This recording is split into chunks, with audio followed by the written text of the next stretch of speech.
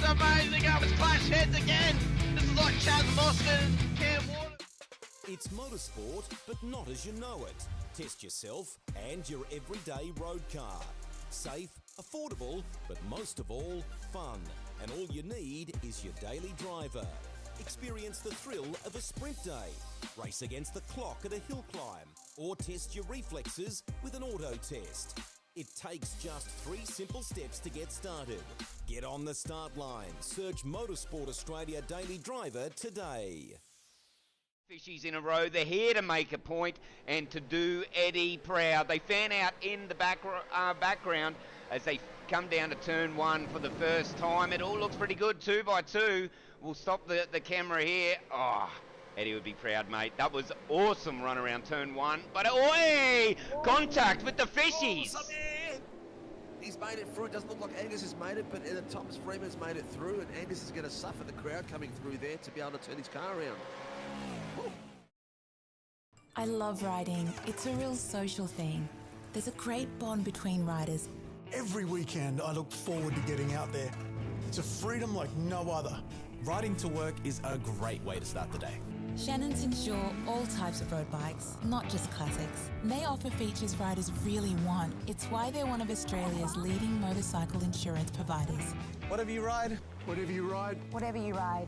Ride with Shannons. Call 134646 for a quote. And they are off. It was a good start from Dylan DeBono. I think Phil Vella got a great start there in the background as well. You can see already cars going 5, 6 wide as they're trying to find any semblance of space. They come into T1. So far we've got 2, 3 wide as they snake down. It's Michael Culture that's got around Dylan DeBono. A couple of cars going wide there. Was that a bit of contact in the back? Scott Pocock caught up in that, I think, there, buddy. But it's Michael Cullajar's got past, so Dylan...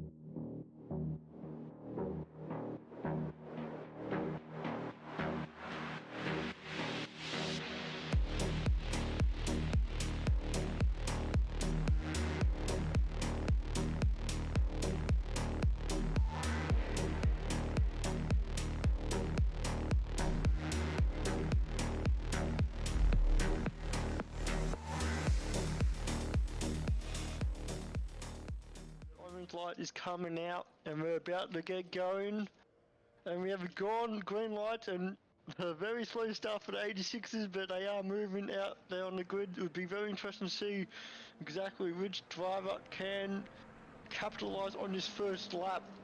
Just go through the grid. Look like Jamie Christensen had a really awesome start to get ahead of Dylan DeBono, and Doug Gowage also jumped his teammate as well, so unfortunately Dylan stalled the car a little bit more than what he preferred. But Weekend in, weekend out, Motorsport Australia officials are making waves.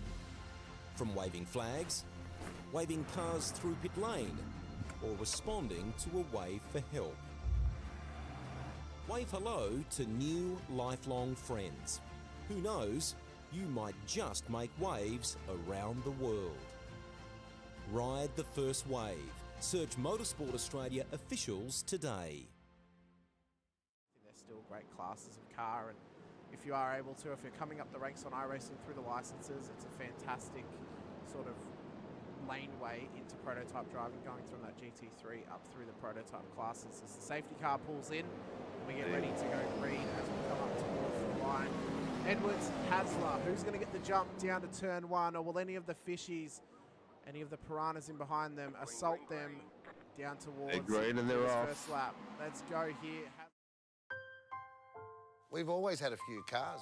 They're all special. The T-Bird. Oh, that's mine. The Combi for when we want to get away. The XR8. It's going to be a classic.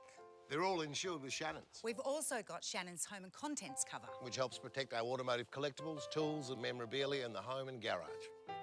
If you're motoring enthusiasts like us, it's got to be Shannon's. Shannon's, insurance for motoring enthusiasts. Call 134646 for a quote.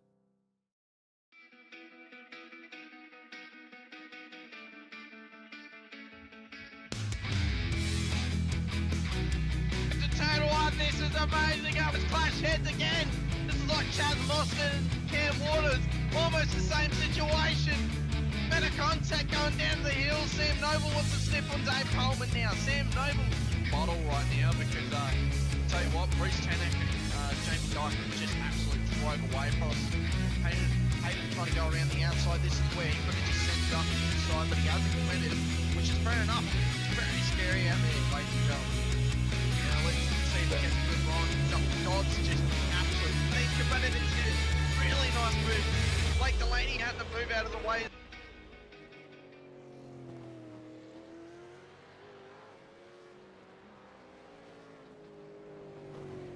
Good evening, ladies and gentlemen, and welcome back to Sim Racing World TV. And welcome back to the Warren & Brown Tools V8 Supercars series here on Tuesday nights. It is fantastic to be back with you after 3 weeks away from our regular viewing. We're finally back with some more Supercars action. I'm your commentator, Hamish Munro, here tonight alongside Steve Sinkovic, as always, stumbling all over my words, which is not what I normally do, but I guess I'm all hyped up on sugar at the moment. But Sinker, massive season ahead of course here for the Supercars. We started out at Sonoma, different layout to what we had last season, but if we have anything like the kind of weather we had last season, it is going to be a ferocious and heated battle to the top for all of these drivers out there tonight. It's going to be absolutely epic, mate. It's good to be back. It's good to have a little bit of a break and refreeze our brains and get it back to normal, because we were starting to get a bit giddy at the end there of last season. And it's a shame we don't have the possibility of rain in the V8s. We'll have to wait for tomorrow night and Thursday night for those possibilities. Well, we already saw a preview of it last week out in the F1 Shadow Series. We had talks of, it'll rain after the race finishes. But they must have been saying it was raining after the first race finishes, because as soon as the warm-up started for race 2, it was absolute torrential, typhoon type of weather out there.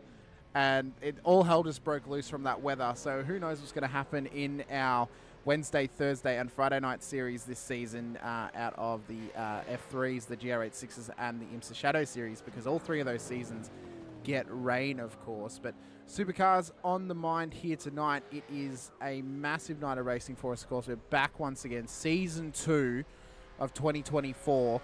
Last season was a fantastic battle all the way to the end in the final enduro round of the season out at Sebring, with Darren Crosby taking home that Pro-Am championship and Stephen Kennedy taking home that amateur championship. Now at Pro-Am this season, this is going to be a tight battle towards all season, I think.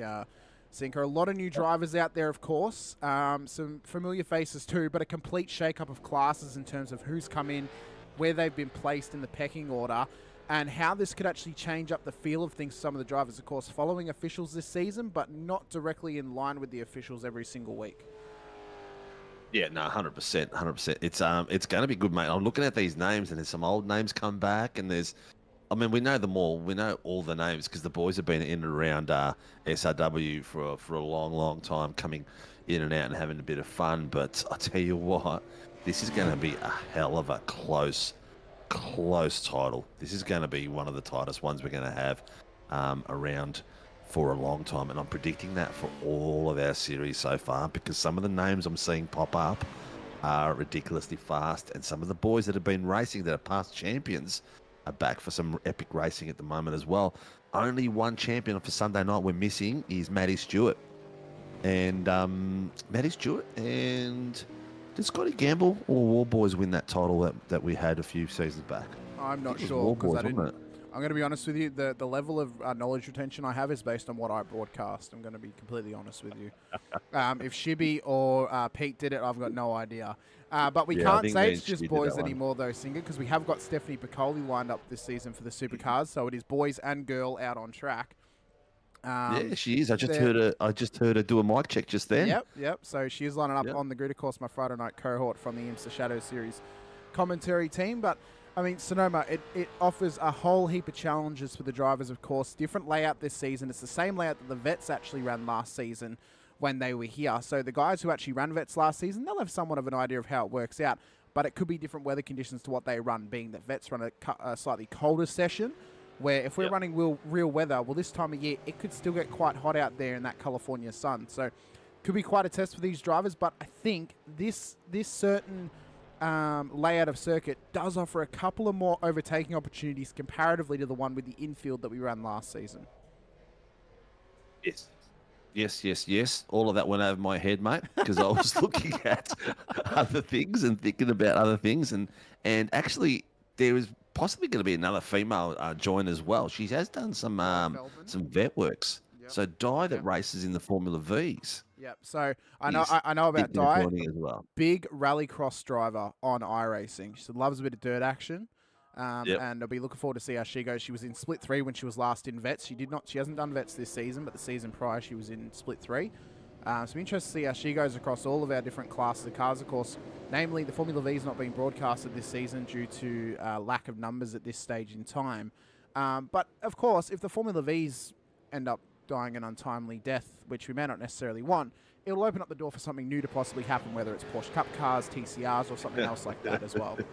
I'm just pointing that out. I'm gonna get you a rattling can that just rattle every time you mention Porsche Cup. Hey, I've already spoken to people. I'm like, how would you feel about Porsche Cup cars happening? And they're like, oh, I'd race those all day. Like, so I'm very keen to get Porsche Cup back it would up be and so running, mate. good. Like, you know, It would be so it's just good. a matter of we've beaten it to death at this point. I think is pretty much the terminology that should be used. So I mean, returning this season, of course, out on track at the moment, Darren Crosby. He'll be hoping to maximise what he did last season coming into this season, of course, in Split 2 events this season. So he's not under as much pressure on Thursday nights. So that may actually allow him to put a little bit more focus onto the Pro-Am side of things on Tuesdays and Sundays. But not only that as well, his teammate Stephen Kennedy is actually leading that Vets Championship. So Crosby's not actually under as much pressure as, say, what Kennedy is for him coming into this season. So it'll be interesting to see. And I actually spoke earlier, it wasn't Kennedy who won the championship, it was Stephen Martin. So he should actually be a pro at this point since he won amateur. So we'll change things around. At Mr. Crosby's livery there, he's got himself the Messerschmitt angry, what do you call it, an angry bird, is it? Yeah, there is actually a story behind this livery, and I have actually got it here. Let me just pull it up in a separate Discord because I know where it is exactly. He does give some backstory to this livery and why he's running it. So he's honouring a close friend of his on Anzac Day for the Vets race. He served as an RAAF in Vietnam War. So with his livery, he is number A315337, leading aircraftman Robert Alfred. That's the picture of him on the side of the car. Can't really see it quite as well, but in photos you can actually really tell that it is him, and it has been cut out of an actual photo of him on a gunner off the side of a plane too. So really good story about that one. If you want to see more about it, check out the Vets Facebook page. They've actually got a little write-up on it with pictures of the car up close and personal, and you'll be able to see a little bit more about what this car is, why they're running what they're running on it, and it is specifically what Darren's running. Chris Burridge is on this on his car, and I don't believe Stephen Kennedy does it either. If I do double check, he's on the track. No, he's not. He's running regular M1 livery here tonight. Yeah.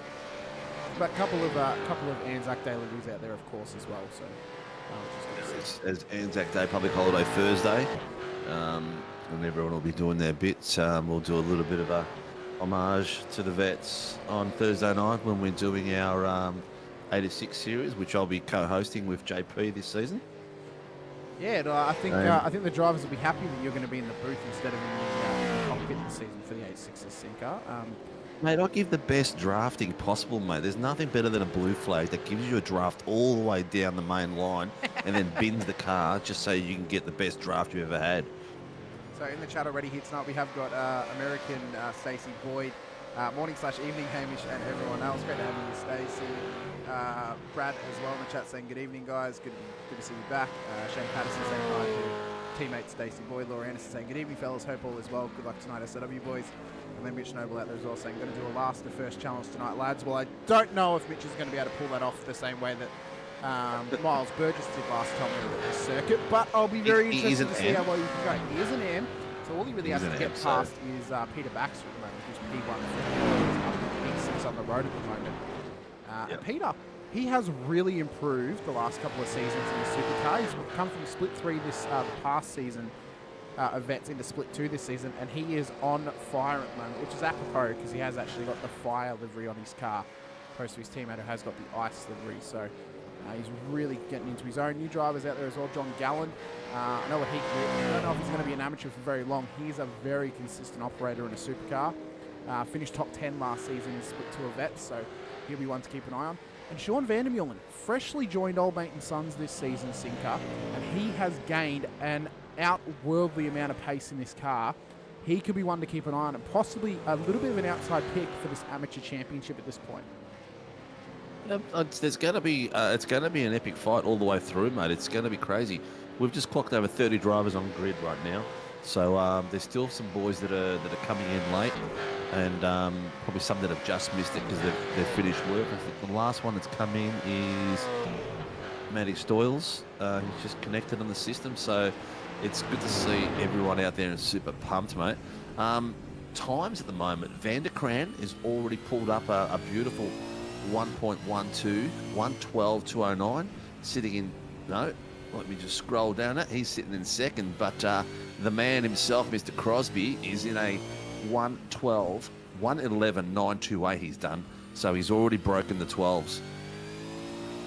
Well, he's already matching what he did last season at this point in time in terms of performances. We know that Rick Viger's a strong operator, as we've said. Vanderkran picking up his game. If he can be consistent and show up consistently this season, he's going to be a contender. Same with Jamie Davis. We already know what he can do. He already threw a spanner in the works last season somewhat. Baxter's one to keep an eye on, as we mentioned. Kennedy on a run of his first 3 victories in the Vets this season. He actually won his first out at Phillip Island in his 150th race, and then went on to win another race the week after. So he's on a run of 3 wins out of 4 races in the last 4 outings for the Vets. Is Mr. Kennedy. Cowie, Tuesday nights, we know how good he's been in the supercar. Can he pull out an unbelievable performance this season? We know the kind of run he had last season, especially out at Mugello. We had that strategy masterclass alongside Crosby, but only pitting twice in the race and getting home on barely like a sip out of a Coke can left in the fuel tank in terms of fuel. All right, mate, I'm going to have to pause you there because you mustn't be feeling well. What do you mean? All right. You mustn't be feeling well because you haven't mentioned your crush yet. I did mention Rick Viger. Did you? I didn't hear you mention I did. You must have emphasised his voice, his name at all, because I didn't hear you mention him at all. I thought, did. why I mentioned him before Mr. Vanderkran. I mean, did you? You went to him first, did you? I said we know what Rick can do. No, I went to Crosby first, then I went to Rick. We know what Rick can do. He was close to the end last season, but he wasn't able to get a whole season together, of course. He wasn't here for the whole season either. So if he can put a whole season together, he's going to be one to keep an eye of. Same with Cowan, same with Kennedy, same with Vanderkran. And then obviously the same with Davis too. Travis Daly, MSR driver, he's out there at the moment as well. P7 on the road. He can be one to keep an eye on. Same for Chris Burridge too, who only raced, I think, 4 or 5 races last season. So we know he's got pace. If he can show up every week, he's going to be up there too. So it's going to be a tight run for those Pro-Am drivers. I'm expecting magic results from my boy, Mr. Davis. I think he's going to have a pearl of a season, and the boys in the rest of the team are going to slowly work their way up as the season comes along and improve. And I've just realised I've given Jamie the... that's not the right livery. I was going to say, that doesn't look finished, Sinko. I'm going to be honest. there's a version 2 of that. There's where the bonnet's got some fading and stuff on it, so I've given him the wrong like one. Mitch Nobles, which is not on track at this stage, which has the silver as the can't base. see that one. No, because it's not on track, so we'll have to wait till he's out there. Brad Anderson out there too, of course. Oh, Cowie's looking good. He's got himself into 4th place at the moment with a 112.208. Hey, we know how good Cowie is. He did quite well around here last season. I think he got caught out in an incident at one point, but he had good pace, so this is good signs from Cowie. Obviously, we know what Crosby can do. He's been a level above over the last season of SRW, and you just be hoping to go one better this season, of course. One we've got to keep an eye on, though, Brett Taylor. What a run he had in the last half of last season, yeah. If only he had come good 5 rounds earlier and then ran it through for the whole 9-round season. Like, he would have been a proper contender. He's going to be super pumped for the title. He will. He'll be pushing it like crazy. He was so impressive that I hope his neighbours didn't get pissed off at us. They've been doing nerdy runs down the street from the last 3 or 4 rounds, because that round 5 onwards, he was just at the next level. That was a Brett Taylor that we haven't seen on track before. It was an incredible performance from him. That final round run into the win on track, to then also take Clutterbuck out of... No, it wasn't Clutterbuck. It was... my brain's just gone. But to help get Mr. Martin into the championship winning position was absolutely incredible. It was Scotty Weston there. It was Mr. Taylor. It was Cowan at one point. It was Quashi. It was God. Who else was in there? It was just ridiculous. If you want to watch a spectacular race finish, viewers, go and watch the last round. Was it the last round or second last round? It was the last round. It was out at Last Sebring. round. Go to probably I want to say 40 minutes to go on the broadcast because we did spend quite a bit of time in post-race interviews. So go to about it'll be about 10 minutes of the race. Last 10 minutes of the race. It was absolutely phenomenal from those drivers. The leaders and the points for the championship changed like about 5 or 6 times. We had the boys in the background doing their sums like crazy. Do you reckon? All right, so do you reckon let's just Mr. quickly Mole touch on. is going to be able to break past where he was last season and maybe get up onto that podium? Up? Who's that? Mr. Billy Mole, with the best name ever out on track. No. He's guaranteed a position on the podium at some point of the season. He was spectacular in the back half of the season. He was really starting to get some pace down and doing some really nice, clean driving. Oh, I meant in the championship standings, not just on the podium of the race. Yeah, definitely. I think his performances were really good. They were. One thing we've got to speak about, though, Stephen Kennedy has gone one better than his teammate Darren Crosby, and he's put the car on pole at the moment with an absolutely spectacular lap time of 2:11.85. Or 1:11.85, I do apologise. And then Crosby is still 1/10 off the back of that time. So maybe Kennedy's, maybe the, I'm trying to think what the word is now. The momentum is with Kennedy after such a strong run already in the supercar this season for Vets, and now he's transferring it over the SRW. He had the form. He had the form at the back end of the season. Yeah. So if he continues the form, it's going to be epic. Look, the M1 boys have become a really solid team. They've really lifted a level. I mean, it used to be all resting on Crosby's shoulders, but it's like the Red Bull. You know, Perez is now lifted, and Kennedy is there. If Crosby doesn't put it to the top few, you know, Kennedy's ready to do it as well. Where's their other teammate? Barra. She's not here tonight. No, he is. He's just coming lane. There he is. He's in ninth place. I was in his car, but then he decided to come in the pits, so he ruined my plans. But Crosby, though, he's Peter Vanderkran's on a good run, 3 greens, and he's got himself up to 3rd, so he's doing really well. Another one is cracked the 12s with a 1.11961. These boys are all starting to get there. Look how close that is, Hamish. I know. That's 1/10. It is ridiculous. 1/10 between 1st and 3rd. That's the 3 current gap. tenths. P1 down to P24, as Jamie Davis does some rallycross for us, is separated by less than half a second between each position. Yeah. That is ridiculous at how close these times are at the moment. Marty Hughes, I'm interested to see how he does this season for Pacific Esports. Rushworth as well is out there for Apex Esports League. Does now have a teammate out there with him. Yes, he does. Stephanie Piccoli. So it'd be good to see how they go together too. They're working a lot for them. Chat for that. Clifton out there going saying go Gallen and Rushworth. So some love for the Vets boys out on track. Harry Dodds in there too. New season. This is going to go mad. Oh, Doddsy, it's going to be absolutely exceptional to see what these drivers can do out on track for us. Not only on Tuesday nights, but on Sunday nights too. Registration is still open, of course, for the Sunday Supercars. If you want to come, there is still some room. Yeah, there is. So if you want to come join us for Super Sundays, then be sure to come join us. Of course, we'll be running the week before Scops. Will be a kind of pre-run of the Scops round. So, of course, we're running Sonoma this week because the Sunday after this coming Sunday will be Scops out at Sonoma. So if you want to get some practice in for Scops, then come and race with us on Sunday nights. We, of course, move to the Mondays during Scops rounds. So you're still able to race Scops and race Pro-Am in the same week. But it just means that, you know, you get an opportunity to race a supercar around a track the same or a week before to get some practice in for that Scops round. Mate, it's I'm just looking at the lineup everywhere else, and it is just epic.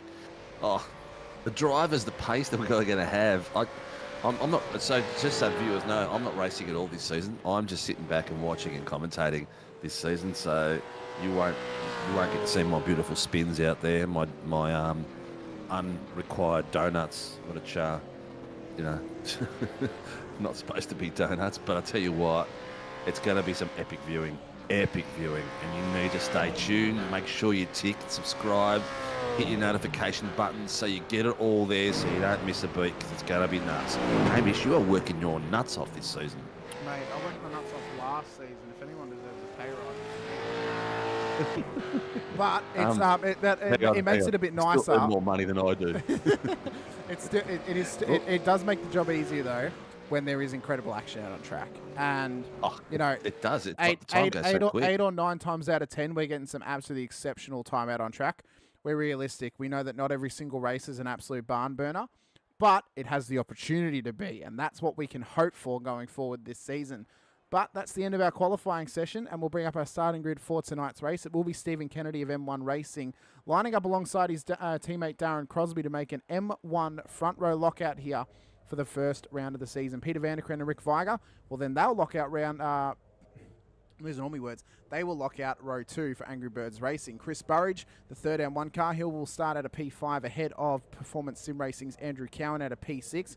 John Gallen will then come home P1 for the amateurs, P7 on the road for Pacific Esports Racing. He'll start alongside P2 in the AM's Peter Baxter from Coast to Coast Racing at a P8. Jamie Davis and Travis Daly will then make up the top 10 with Blake Fitzpatrick coming in P3 for the amateurs, P11 on the road alongside Billy Mole, the Pro-Am, in P12. P13 will then go to Peter Pavlovic alongside his teammate Stephen Martin, who won that amateur championship last season and is now a Pro-Am for the Tuesday nights. Michael Quash will then make up the top 15 alongside Brett Taylor, who we think could be on the rise this season and possibly challenge for that amateur championship. Scott Weston and Marty Hansel will then make an EWR Jim K Logistics row lockout for 17th and 18th, with Sean Vandermillen and Andrew Rushworth making up the top 20 out on track. Marty Hughes and Daniel Clutterbuck will then start at a P21 and P22, with Craig Healy and Mark Turner making up the top 24 cars out there on the road. It'll then be Callan Hodgson and Brad Anderson alongside each other, with Stephanie Piccoli and Mitch Noble making up the top 28 cars. Josh King, Matty Parker not setting a time here in qualifying, as I do believe Mitch Noble did not do that either. Our Racing Trolls, of course. Mitch Noble starting from the pits. He's serving a penalty for points from the previous season. Okay. So he will start from the pits for the Heat 1. And from here onwards, these boys are super pumped. 30 cars on grid tonight, people. Greg Barber is giving the final instructions to the drivers now as they're all gridding up. We've got an M1 lockout with an Angry Birds lockout for the second row. It's going to be a matter of who's going to get the best start up this semi-tight left-hander up the hill and the high right-hander on that crest, which is going to be a pinch point where we see the incidents come from. It's very deceiving, this turn 1-2 little section. It is such a steep uphill little area for them to have to try and climb up off the start line, obviously, but it'll be an interesting challenge for them to see how they kind of line up here. We know that last season there was some fireworks happening off the start line for us in both races out at this circuit for the Pro-Am, our Super Sunday Series, and also the Tuesday Series too. But, I mean, it's going to be interesting to see how Kennedy does off the start line here, how Crosby does too. Kennedy, he will not be feeling the pressure as much as maybe he would have if this was his first pole position. He has had a couple in the vets this season so far, so he's a little bit averse here of starting off the front row of the grid. We'll wait for the lights to come up though, and we'll go racing for the first time in Season 2 of 2024 here for the V8 Supercars Series on Tuesday nights. Hope you're ready, ladies and gentlemen. It's going to be a big season ahead. Kennedy off P1 to Crosby in P2. Who is going to get the run through 1 and 2? Lights are up. Let's go racing for 2024 Season 2. They got a good start off the line to Kennedy, but so did Crosby. But here comes Vanderkran round the outside of the M1 car. They'll now separate them with Vanderkran into P2 as they come up towards turn 2 for the first time. Side by side, there's pinch points happening as we expected it to. 2 by 2, squeezing each other out, and you can see them coming down, or coming up still, before they come to the tight right-hander down the hill. This is going to be the next pinch point. Nice and clean, Hamish. I thought there would be a bit of carnage by now. Let's see if everyone can hold their line through here. Davis is on the inside, taking a nice line. Everyone's gone to single file so far. Oh, there's been contact in the background. That's Vandermeulen. Who's been spun round, so a driver we thought was going to maybe be on the rise this season, already up towards the back of the field, and Cowie's dropping spots too, possibly a slowdown for the PSR driver. It's to be expected. You get a bit of an off track or anything like that, and you are going to lose some mega positions with this tight grid. Have a look at this 3 wide coming in this corner. This is another place to do a bit of passing under brakes. Don't get yourself left outside because you're going to get someone dive in on the inside of you. And look at this. Oh, nice and tight, 2 wide, squeezing each other. Oh, nice at Cloyne. Someone's gone in the pits for a drive-through. I reckon that's a drive-through. I reckon maybe he jumped the start. Or a bit of paddle beat. Maybe, but I doubt he's copped 17 points in one lap, Cinco. I'm going to be honest. Kennedy leads the way, though, back to Vanderkrant, to Crosby, to Viger, to Burrows. That's the 5. Davis, Daly, Mole, Martin, and Fitzpatrick. That's the 10, and Fitzpatrick leads the way for the amateurs at the moment. So he had an absolute ripper start for the PER drivers out there. But unfortunately for Gallen, he already has a drive-through early on. Howie has just called something through to get the race control to have a look at something in the back end of what we're seeing. Kennedy is absolutely on fire. What the hell's going on here? Is he in an extra shot of coffee on the way through before the grid started, mate? Because he's flying. I told you, he is on another level at the moment. He has got the momentum carrying through him at the moment in a supercar. I told you, 3 wins so far out of 5 for the vets, and that's 3 out of the last 4. So he has been absolutely exceptional so far. Let's check out some of the incidents that happened on lap 1. This was how Sean Vandermeulen went around down here at turn 5. Oh, he he's just the curb. He's ridden the curve too high. Yeah. Cowards as well down here. So he's got Burridge on the outside. Oh, that's not good.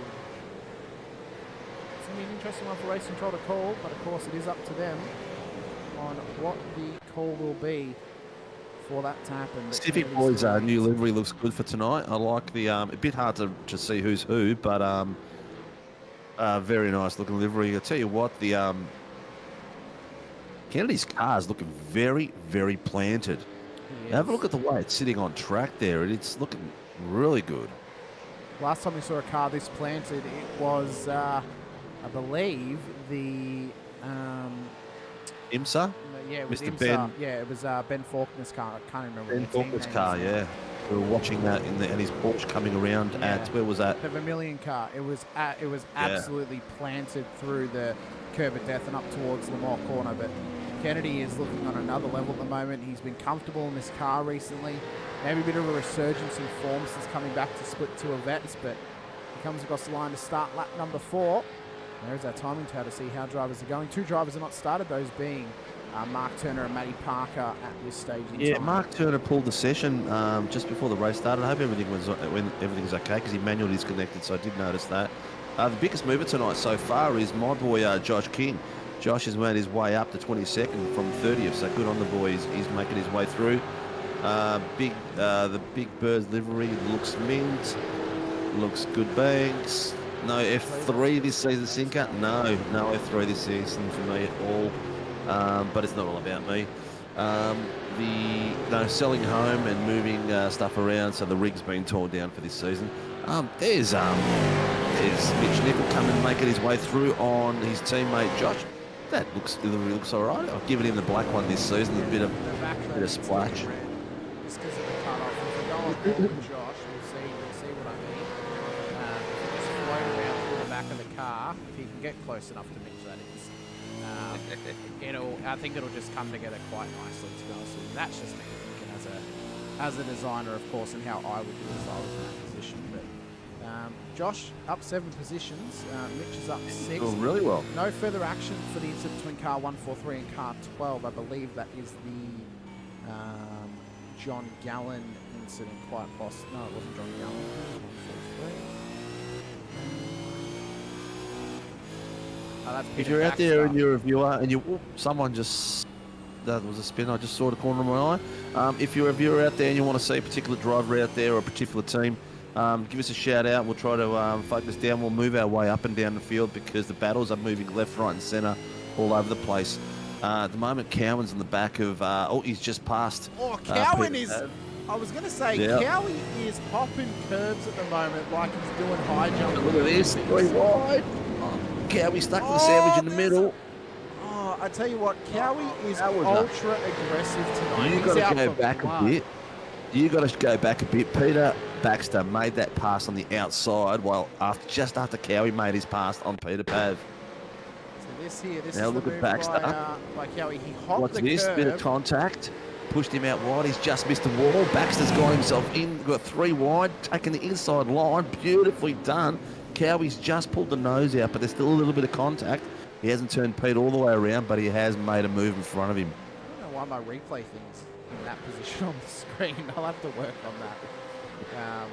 Yeah, Peter Baxter manages to make up 2 positions. I was going to mention that Cowie was looking ultra aggressive, kind of at the top of the hill, like through 3, 4, and then up into turn 5 as well, obviously where he made contact. He was hopping curves at a ridiculous rate.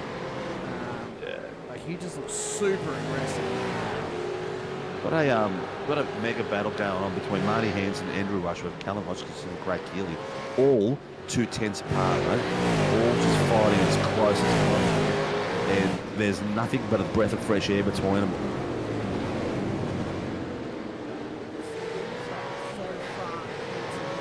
Mate? No? No, John it's not Gallen. him. It's John Gallen Whoa. who had that drive-through. So I do think that was due to a jump start because he had no reason to come into the lane at that point. Obviously, you don't need to stop in race 1. So yeah, I reckon he copped a curb strike, and that was him. Oh, not a curb strike, copped a jump start, and then that was him serving his iRacing black flag. So, but he's back towards the rear end of the field. But Stephanie Bacoli, she's struggling at the moment. Thinking maybe just to find some pace in the car, but she is a fair bit ahead. Brad Anderson, who obviously has a season under his belt in this car, and then Marty Hughes as well, who I'm actually quite surprised is so far back in the field. I don't think she's had much seat time in the V8, so I'm not expecting her to light up the ladder early on. But she'll get there. She'll get there. Might be also just getting used to a setup as well. New car. We all know how tricky these cars are if you don't drive them regularly. Well, the hardest cars in the service. Yeah. I think for cars that get run regularly, these are the hardest cars on the service. I think there are some harder cars to drive, but they just don't get run enough. Hughes has entered the pit lane, so maybe he's decided to call it for the night. Anderson's still struggling with off tracks at the moment, a bit further back in the field. Coley, Gallen is trying to make his way back. He has got some pace in this car, so do not be surprised if he makes mincemeat out of Mitch Noble and Josh King when he gets up on the back of them. Nothing personal, Sinker. I just know what John he's next level. He's a pro amp. He's well, no, he's an amateur. Definitely sitting out of class right now. He's not. I don't think he's actually been classed correctly, to be honest. I think he is a pro. He's at a pro am level. So I think over these first 3 rounds, maybe some changes will be made to his class. But King may let him have this. But he has got some skills in his locker. Look at this, Gallen's making his way through the back markers. He's just made through Anderson now. He's got Mitch Noble in sights. The 2 Warren and Brown cars just beautifully sitting there as they're planning through. Oh, Peter Pav's had a bit of an adventure. Yep. So one Pelican has a good battle. The other one ends up in the sand. So not what you want to happen here out at Sonoma, of course. When you look overhead at this track, you'd think there'd be a lot more green, wouldn't you, Sinker? But in fact, it is just basically green. The amount of dry They need some natural soil supplements. Yeah, they need a bit of weed feed. Clay and dust out there, man. They're in the middle of nowhere. I know. They are in the California desert at this stage in time. Gallen trying to chase down Noble at the moment. Noble, of course, has a season under his belt in the supercar, but Gallen has got years under his belt in this car, so he knows what he needs to do. Noble just needs to keep his head cool. If he knew how much experience Gallen has, he may just let him have it, but Gallen will be willing to work for it anyway. Yeah, no, he's going to make him work for it. Noble's a seasoned competitor, not in iRacing, but he's going to fight for every position he can. He's driving a different style to his first part of the last season. A little bit less aggressive and a little bit more calculated. And he's doing really well. It looks like he's taken it a little bit too wide there, missed his break point, but that's all right. He just needs to sit at the back of Gallen now and follow Gallen through all the way to the top. Now we're sitting with the... Our leader, Stephen Kennedy, has already built up a 1.7 second lead back to Peter Vanderkraan. Crosby just trying to chase him down with Viger behind him at the moment. So the regular players of last season still within this battle for the championship, including Jamie Davis at this point. As we mentioned, if he can get a whole season under his belt, he's going to be there in the end for this championship battle. Took multiple wins last season. We'll just be hoping to get a whole season in the car and out on track.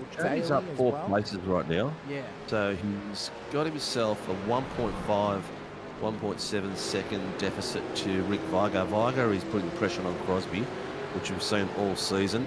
The timing tower has pretty much opened up a little bit now. Cowan and Baxter are the only ones in the midsection really fighting, but we've got first for the Pro-Ams, Kennedy, Van der Kraan, Crosby, and then in the amateurs, Fitzpatrick, Baxter. Is Cowan being promoted? Oh no, he's always been pro. He's always been pro. You'd only be promoted if he won the Sunday Pro-Am Championship. Taylor has got himself in third place already. That's where we're expecting him to be for this season, fighting for around that third and second position. Yeah, I think this is now going to become a regular occurrence for Brett. I think he will be challenged by drivers like Gallen and Vandermeulen and possibly Rushworth as well. I think as well, you know, Baxter's going to be out there hell for leather. Although in saying that, Brad Anderson in the amateur class had an incident towards the back of the field sinker. Look away as your car may be crushed in the moment. Comes up towards turn 2. I'm only guessing, I don't know. Runs it way wide. Oh no, you know what he's doing? He's doing his best impression of you. He spun it around slightly on the dirt. Just didn't give you the return on track for him. So, but unfortunate for him, who will just be trying to get more experience in this car, and of course just try and better himself and better his skills in this car. Well, he is the only Commodore driver in our team. Oh, maybe that's saying something. Even though they're the exact same, maybe that's saying something. Who knows? Brad D, can we have a look at Travis and Jamie? Of course we can, mate. Here is Jamie Davis. They're both sitting very close. Travis chasing down Jamie slowly, and Barrage following them as well. These Billy followed by Billy Mole as well. So that's probably the closest pack we've got at the moment. But as I say that, you've got Callum Hodgkinson putting pressure on Rushworth for two tenths. And then you've got Clutterbuck on the back of Scotty Weston as well. The field is just starting to come back into their own. I think tyres coming back to life at this stage, Sinker. So the driver's willing to go for moods. Callan Hodgkinson wanted it up the inside of Rushworth. Or needs to be careful not to chop his nose off. Callan's going to force him wide here. That is a brilliant move from Mr. Hodgkinson here. He's now going to go too wide with Rushworth through the final corner, but he's going to claim that 18th position on the road. That is a real legendary type of movement. Not legendary, it's the wrong word. A veteran type move there off the back of Hodgson. Like someone who's been driving these cars for a long time. You just force the other car out wide. You hope they're not going to hit you, and you pick up the pieces of them not being able to get the car pulled away out the corner. You mentioned a lot, Sinker, maximising exits through corners. And unfortunately for Andrew there, he wasn't able to maximise because he was forced out wide. You don't want to maximise too far on that corner, do you? No, that's right. Just got to do a halting stop. That's right. and I think what's happened there with Andrew, he was scared to kind of turn in on Callan, and he's given him way too much room, and then that's ruined his run, of course, and Callan has just been able to snuck up the inside and get the power down. So I believe while we are on Callum Hodgkinson right now, they've had a name change in the merger. Yes, there is. I can't recall the team that they're merged with, but they're no longer, I'm not sure if this is public knowledge yet, but maybe we're just doing a Molly Meldrum news break. Well, for those of you who are my age will know who Molly Meldrum is. Basically, they've merged with another team, and I can't remember the team's name. I'm not sure if it's completed yet. Stefan's going to kill me if it isn't, but I'm pretty sure they have. Our boys, he didn't crash it, he handled it well. He also isn't a trader like Josh, since Josh has now moved over to the Mustang. Well, I would say, Laura, maybe Brad is more suited to doing Pro 4s or Rallycross with the kind of driving that he had there off track. He did control it well on the dirt, so maybe he'd do well to a bit of dirt road racing. He just pulled over. He's in the same situation I was when I first started. He's getting to grips with the control of these cars. They're really slippery. If you apply the brakes in corners while you're turning and stuff like that, it makes a mess of your line, makes a mess of everything. And he's in a position now where he's actually trying to get out of the way of for blue flags and getting out of the way of drivers. So that's putting himself in a position where he's in the dirt, tyres are dirty, needs to get the spin more, you get cold tyres again. So he's putting himself in a position where he's just going to be a little bit more carnage. It's going to take him a while, but he'll get there. we had a comment here from James Farrelly saying, "Kick butt, Billy the Bison Mole. We love you." So we got, yeah, I know, we're on board with the Bison, Billy Mole at this stage. I think the name Billy Mole just does enough. He doesn't need the nickname the Bison. Billy Mole is enough of a name to get us all heated up. But P8 on the road, up 4 spots. They get close to the wall there. Oh, they are. That was a wild ride through that corner. I'll reiterate the things I said about Brad last season, Sinko. I think it will do him dividends to be able to... Hey, are we... Sorry, I'm jumping in on you. Are we on white flag here? Nah, we're lap 14 at this point, mate. We've got 16. We're 16:50 into the race. We've still got a good... Okay, sorry, because my iRacing is telling me 20. Yeah, no, because it also includes the green time. It's all right. I just wanted to make sure. I don't want to miss the first race, first heat. You're right. First. I'm on it. Don't worry. We've got 3 minutes to go of this race. I'll reiterate the same thing I said about. I'll reiterate the same thing I said about Brad last season. That it'll do him wonders if he just goes through the pathways, does a bit of Porsche Cup racing in the officials, and then just tries to nail down that touring car style of racing. If you race GTs and you go over to the touring cars, or you race touring cars and go to GTs, you'll learn they're actually two different styles of racing. Now you can transfer your skills out of the supercar into the GT, but it's a lot harder to drive a supercar like a GT car. So. You know, it's one can go one way, but it doesn't go the other sort of deal. Oh, that's a big slide out of that corner though for Mole, who's just trying to keep this absolute monster of a Commodore tamed in behind Burridge at the moment. With 2 laps left in this, David Kennedy is still leading it out for 2 seconds. Vanderkraan has got pressure of Crosby of 2/10 on the back of him at the moment, fighting for the second position on the podium for the first heat. And in our amateurs, Blaze Fitzpatrick's got himself a 3-second lead. Oh, sorry, he hasn't got him, but he's got 4/10 on Baxter. Baxter's actually encroached and got right onto the back of him now. So Baxter is having a sniff at the top step for the amateurs tonight. And Brett Taylor is 3 seconds back. So he's just in cruise control, making his way through. So, but top 2 positions in the AMs, and the second and third position for the Pro-Ams is up for grabs still. What what I think the likes of Counter we had before right now is for Peter Baxter to lift the stamp and send it on Blake, have a bit of a biff, and then all of a sudden Cowie's on pole position for race 2 because he'll be up in P10. They're actually carrying some damage on the front of that car. About that. He's currently in pole position. Fitzpatrick at the moment. Yep. Is going to be leading the boys out for the 40-minute heat. Right, so that's always something to think about during these sprint rounds is if you're in P10, well, you want to try and hold that for the next race because you'll have pole position. But he has got Baxter all over the back of him at this stage in time. We have got 1 minute to go in the session. Where's Kennedy? He's going to cross the line, so we are going to have one more lap to go after this one because he will cross before the 20 minutes is up. But if the 20 minutes were to go up, this would be the last lap. But it should be white flag this time by as he comes around the, I call it the final corner, but technically it is the second to last corner on this circuit. Yeah. But it's been a dominant performance from Kennedy. He's just continuing this momentum. Crosby is all over the back of Peter Vanderkraan here as they come onto the final lap of the race. White flag is this lap. Is Crosby going to be able to get Vanderkraan for P2 and make it an M1 1-2 finish for race 1 of the season? Or will Vanderkraan want to put some spice into their coffee this morning or this afternoon or this evening, wherever you're watching from, and just try and, you know, get a bit of extra points over the champion of last season?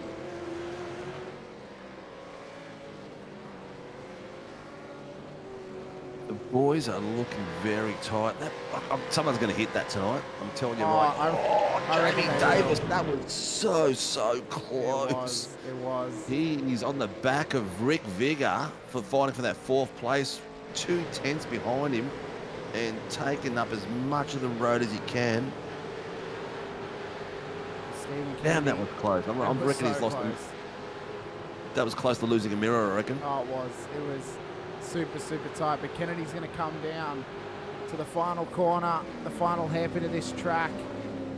If Anderson was smart, he'd actually let him go so he could do a less, one less lap. But he's not going to. Kennedy's going to come round.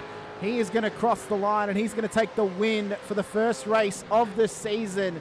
Vanderkraan's going to come home P2. Crosby's going to come home in P3. So back to our battle for the amateur lead. And for P10 on the road, this is going to name the P1 driver for the next race on the grid. It's going to be Fitzpatrick who's going to get home before Baxter So unfortunately for Baxter, it's going to be a massive fight for the next 40 minutes of racing because he's going to have to deal with Fitzpatrick being 10 spots up the road from him at the start of the next race. Taylor will come home P3 for the amateurs on the roads. He just continues his incredible run that he's had ever since the middle part of last season. Oh, well done. Well done. There's some epic driving out there. I tell you what, the boys have not lost anything between the breaks. Obviously, they don't stop. They just keep going because they're crazy. But very close driving. We're starting the grid in reverse. So, as you mentioned, Blake Fitzpatrick is starting the pole position with Steve Martin, his teammate, side by side behind him. In row 2 will be Billy Mould, followed with Chris Burrage, Travis Daly and Jamie Davis in the next row. Rick Vigor, Darren Crosby, then Peter Vanderkraan and Steve Kennedy. So it's going to be an interesting fight for the first few laps across the front of the grid. So, of course, we have a little 5-minute warm-up session now for these drivers just to get themselves nice and ready to go here before our 40-minute run home in this race here tonight. That's our normal sprint round format, isn't it, Sinker? 20 minutes, then a 5-minute warm-up, then a 40-minute race. We have got no correct. super sprint action for supercars, I do not believe. Which I think is the better choice, because I don't think this type of racing is suited to super sprint action, unlike the 8.6s, for example, where it's a little bit more chaotic. The 8.6 has changed as well this season, so that's going to be a variety of tracks. Oh, yes. Variety of formats. So it's going to change from, there'll be only 2 super sprints, and then there'll be, all the rest will be just normal sprint rounds, 2040s, and then there'll be 2 long 60-minute races as well. So it's going to break it up a little bit across it. There's going to be that. Do we know which races are each format? Yes, they're already up in the calendar race, so you can see I'm just looking at the calendar, and it's just listed what layout they are, not what type of race. Okay, the boys haven't updated it. I think it's in the open chat, so the boys will have that in there at the moment. They'll say what's what, but if it's not, they'll post it up the next day or so. There should be a fair bit of fun going across there because again, there'll be the natural weather reoccurrences happening across the US because most of the tracks are US based. All of them are US based. What do you mean most of them are? It's a US road trip. Yes, we're going on a road trip so around the US. I'm hoping that they have a few spring rainfalls. Otherwise, it's going to be no rain. Oh no, I think we'll get some rain, especially when we get more towards the kind of central to east coast part of the US. We will probably more likely get some rain. So I think if we get rain at the likes of Belle Isle or Chicago, it's going to be absolute chaos, but it'll be hilarious as a viewer. As a driver, I think it'll be very, very tight at the top end and maybe tight at the bottom end as well in the driver's seat, but it'll be very interesting to see how that all plays out. So, of course, a little 5-minute warm-up session. Burridge is now on track. He's currently the only driver to be out there at this moment in time. We will take a short break, but we will be back very soon. Enjoy. You can go for a bit of a walk. I'll have a chat to the viewers while you're out there. Steph, very good. Do that. Steph's come out and said g'day. She's looking forward to Thursday night. Yes, Steph, you'll be out there and you'll be one step higher because I won't be in front of you because I'm usually down the back where you are. And I'm just looking at the numbers. It's going to be absolutely epic. All the series are looking really full. We still need some more for the Friday night IMSA, but everything else is looking around the 35-40 cars, which is going to be epic. The Formula 3 tomorrow night is going to be nuts.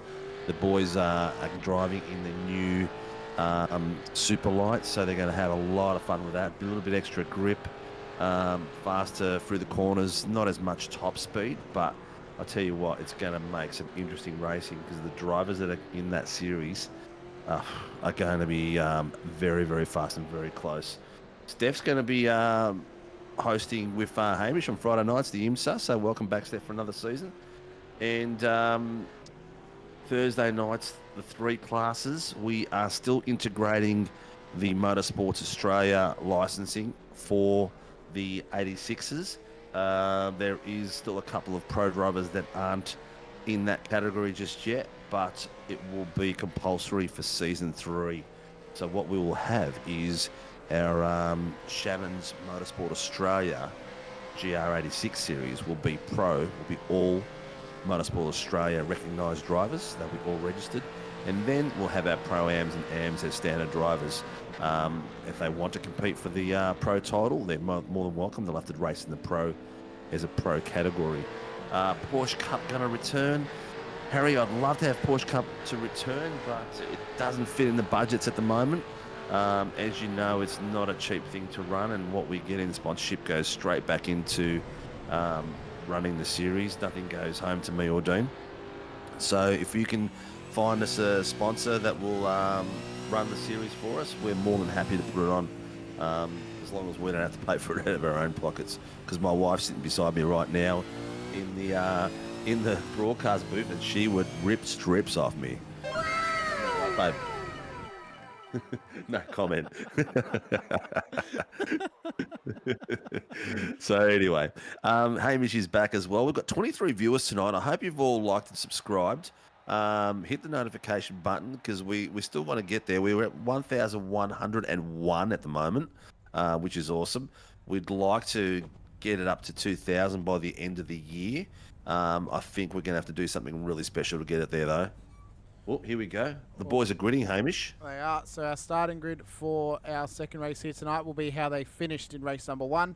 Apart from the fact that the top 10 has now been reversed for this grid. So it'll be Blake Fitzpatrick starting P1 on the road and P1 for the amateurs here tonight. He'll line up alongside his teammate Stephen Martin out of P2, the championship winner of the amateurs last season, with Billy Moll and Chris Burridge out of P3 and 4 on the road.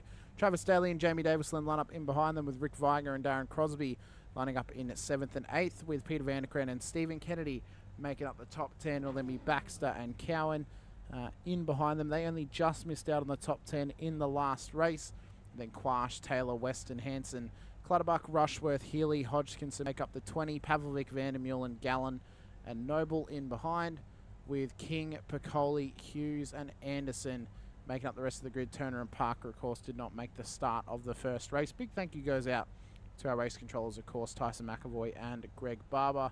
Without them, we can't go racing, because they implement the rules and they call people out on their bullshit when they are not doing the right thing and they're being a naughty boy or a naughty girl out on track. Well, yeah, they're always the most hated person is the person that's got to make the hard line choices. But the boys are looking good. Look at that flashy little Fanatec. I don't mind that livery. Is it just a standard one out of the box? No, it's not. It's not. It does. No. It looks like it, but I do not believe it is. I think maybe the logo, the Fanatec logo applied is, but the actual base is not. I do not recall seeing that as an option. But Fitzpatrick, he'll start on pole for Performance Esports Racing, a PER front row lockout. That's 2 front row lockouts for 2 different teams here tonight. First one was M1 Racing, and now it is Pacific Esports Racing. So it'll be interesting to see how they do here tonight, of course. Singer, we've seen, we're going to make way too early predictions after seeing one race of the season. Who do you reckon is going to win the AM and the Pro-Am Championship at this point? Oh, the championship? Oh, mate, that's a very, very long distance prediction. If we're right, though, we're going to look like absolute champions when we look back at this. Amateurs is going to be Brett Taylor. Don't go stealing my answers, Sinkovic. Nah, that's fine. No, Closely followed by Peter Baxter. I think if Gallen is left in the amateurs, he'll win that, to be honest with you. I think Taylor will definitely come close. If Gallen's taken out of it, though, then I agree. I think it's either going to be Baxter or Taylor to take out. My prediction is no particular order: Baxter, Taylor, and my boy Noble in the 3 fighting for the amateurs. Favoritism. Okay. Well, I think then for the Pro-Ams, now this is based on if the one that I know is racing on Sundays is also going to race Tuesdays, but I can't guarantee it or not. But I'll say it after we finish our first lap, because we are gridding up, lights are going up. Let's go racing for the second time this season. We'll come back to that conversation point in future. It's green flag racing, though. Fitzpatrick gets a good start, but I don't think it's as good as his teammate Martins, who gets off the line at an absolute rapid pace. Burridge already Davis, pour it up. Oh, it was unbelievable from Martin. And then if we can see in the background too, Healy's already gone round at the back of the field at this point in time. Kennedy's also been caught up in it, and Crosby's turned round at 2. We'll have to go back and look at that one a bit later, but that was a nice spin from there. I'm not sure who helped him through, but I tell you what, the boys at the front, the Pacific Esport boys, have just taken it off nicely. Jamie Davis is in front of him. Billy Mole and Jamie swapped. Very tight right across the front there. It's all good. We both did it. It's fine. Look at this though. Davis all over Mole as they come through the Maggots and Beckett's-esque S's here up towards turn 9 on this circuit. Viger's dropping spots to both Mole and Davis. He's just trying to stay with him. He is up already 1 position in this race, but he has Travis Daly all over the back of him as they come down towards the heavy. Oh, that was... I thought that was going to be heavy contact with Daly. That looked like a wild ride through the hairpin, but 3 wide through the final corner they come, and this is an intense battle. But what it is doing is it is allowing Jamie Davis to pull away from them as they battle it out for P5 on the road. Tell you what, those boys sitting there from 6th till all the way down to Christ almighty the 15th. There's only 2 tenths between each car. Brad, I'm just going to tell you right now, Peter Baxter is currently on a pro-am. He's still an amateur for your prediction. If he gets put up to pro-am, then he could be a shout. But I think if you're going to go pro-am, I think pro-am it's going to be out of 3 drivers for me. Now this is specific on if one of my drivers that has joined the series is only doing Sunday or if he's doing Tuesday as well. If he does Tuesday as well, I think Shane Randall is going to be a massive shout for this championship. You won't know a lot about him, Sinker, but he was best of the rest last season in Split 2 events. He finished P4 and was the top of the best of the 10 to stay in Split 2. Of course, top 3 got the Split 1. Then I think Kennedy, he's on a massive run of momentum at the moment. I think we cannot look past him. And then I think it's either going to be Davis or Viger because Crosby just had a bit of bad luck at the moment. Not just tonight, but even in vets. And I think that lack of momentum is really going to hinder him early on in this season and may make him struggle to retain this championship going forward. It's going to be a long season, mate, so a lot of people are going to be going up and down. It's going to bring it right down to consistency. So you've got a pool of 5 guys there that could quite easily take it. Vigor, Martin, Vigor, Crosby, Kennedy, Davis. You know, and then you got other guys that are going to pop in there as well. Van der Kran's no slouch. She's going to get up there as well. There's going to be a few changes in turns. What I think is going to be interesting, Sinker, is if one of each of our cars have it coming together. Because then we're going to start having a punch on in the booth, I reckon. No, it was your driver's fault. It was my driver's fault. What do you mean? Healy's been spun round, though. And I reckon someone has finally hit the wall, Sinker. It looks like that final pivot has been made. He comes through. Has he hopped the curb? Oh, no. It was Anderson. That is a big incident. He's lost it and spun right in front of him. He has, and I reckon... that's a shame. Is Healy going? That's unavoidable, man. Yeah, well, it is. If he didn't, it's unavoidable for Mr. Healy. It's unfortunate for Brad that he got caught up in such a mistake. But unfortunately, that's now probably going to end Healy's night out on track. But Martin still leads the way to Fitzpatrick to Burris, Davis to Mole. That's the 5. Daly, Viger, Vanderkrank, Cowan, Kennedy. That's the 10. As we are coming up towards our 5th lap of this race. And don't worry, if you're wondering why the timing tower's not up on screen yet, I'm trying to give us a couple of laps just to see how the race is going before we get the timing tower up there. I deliberately did it in race 1. He's just fumbling around his fingers. He's just been flapping his gums. He's forgotten about it. No. My mouse has actually been on show timing tower for like the last lap, but I haven't really had a good opportunity because we've had crashes. Peter Baxter has just called something in, Hamish. I'm not sure what it is, but he's called something we might have missed at some point. But it's going to be crazy. I can just see as the season goes on, there's going to be a call where it's going to be Michael. That's not on, Michael. Michael, that's not on. And it's going to be a car. It's going to be one of your cars and one of my cars. No, Frankie, no, Mike. That was so not That's the one, Yep. mate. That's the one. Big appreciation goes to the East Coast V8 Series Discord for having that sound effect on their soundboard. Thank you for that. And thank you to Nitro for letting me use another sound. Martin leads the way, of course. He's had a great start off this race. Fitzpatrick may have just let him have it. Is this possibly the incident that, who was it, Martin Hanson was calling out before? Josh King up towards turn 2. That'll definitely be the one possibly that he called out. Needs to be careful of the jump. Brings it back on the track. No, it might not have been that one. Actually, it might have been something else. But I haven't really got anything else on the horizon at this stage. He might have been calling it in for Mr. Healy, actually, because they are teammates. So he might have just called it in for Craig. Mr. Wayne Fenton watching out on Facebook. Big fan of the V8. Come in and watch us any night we're on, mate. And please like and subscribe. And if you're game, come for a spin. We've still got some space available in the Tuesday night for the Pro and AMs. And the AMs drivers are guys that are really still learning, which is legit. Hayes has said that his Pro Am pick is Vanderkran for the Pro Am class. So that's who he's picked for his one. Oh, there's been a big crash with Vandermeulen and Quash around the back of the field.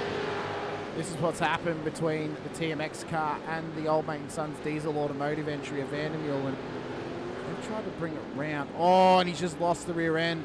Oh, and that's where the contact is. Unavoidable for Quash, unfortunately, and just a small mistake there from Vandermeulen. No one's fault, of course. Just unfortunately. Wayne, this is how you join, my friend.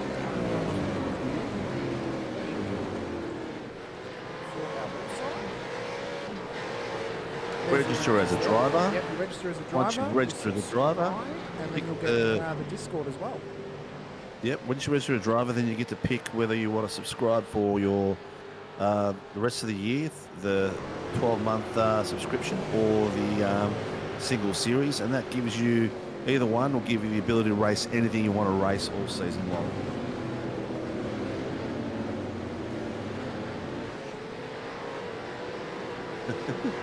Brad, go to the website. Oh, someone's clipped that. Oh, did you see the car spin? That was Brad Anderson. That was Brad Anderson in the background there. Oh my God! Watch this, viewers. He is gone.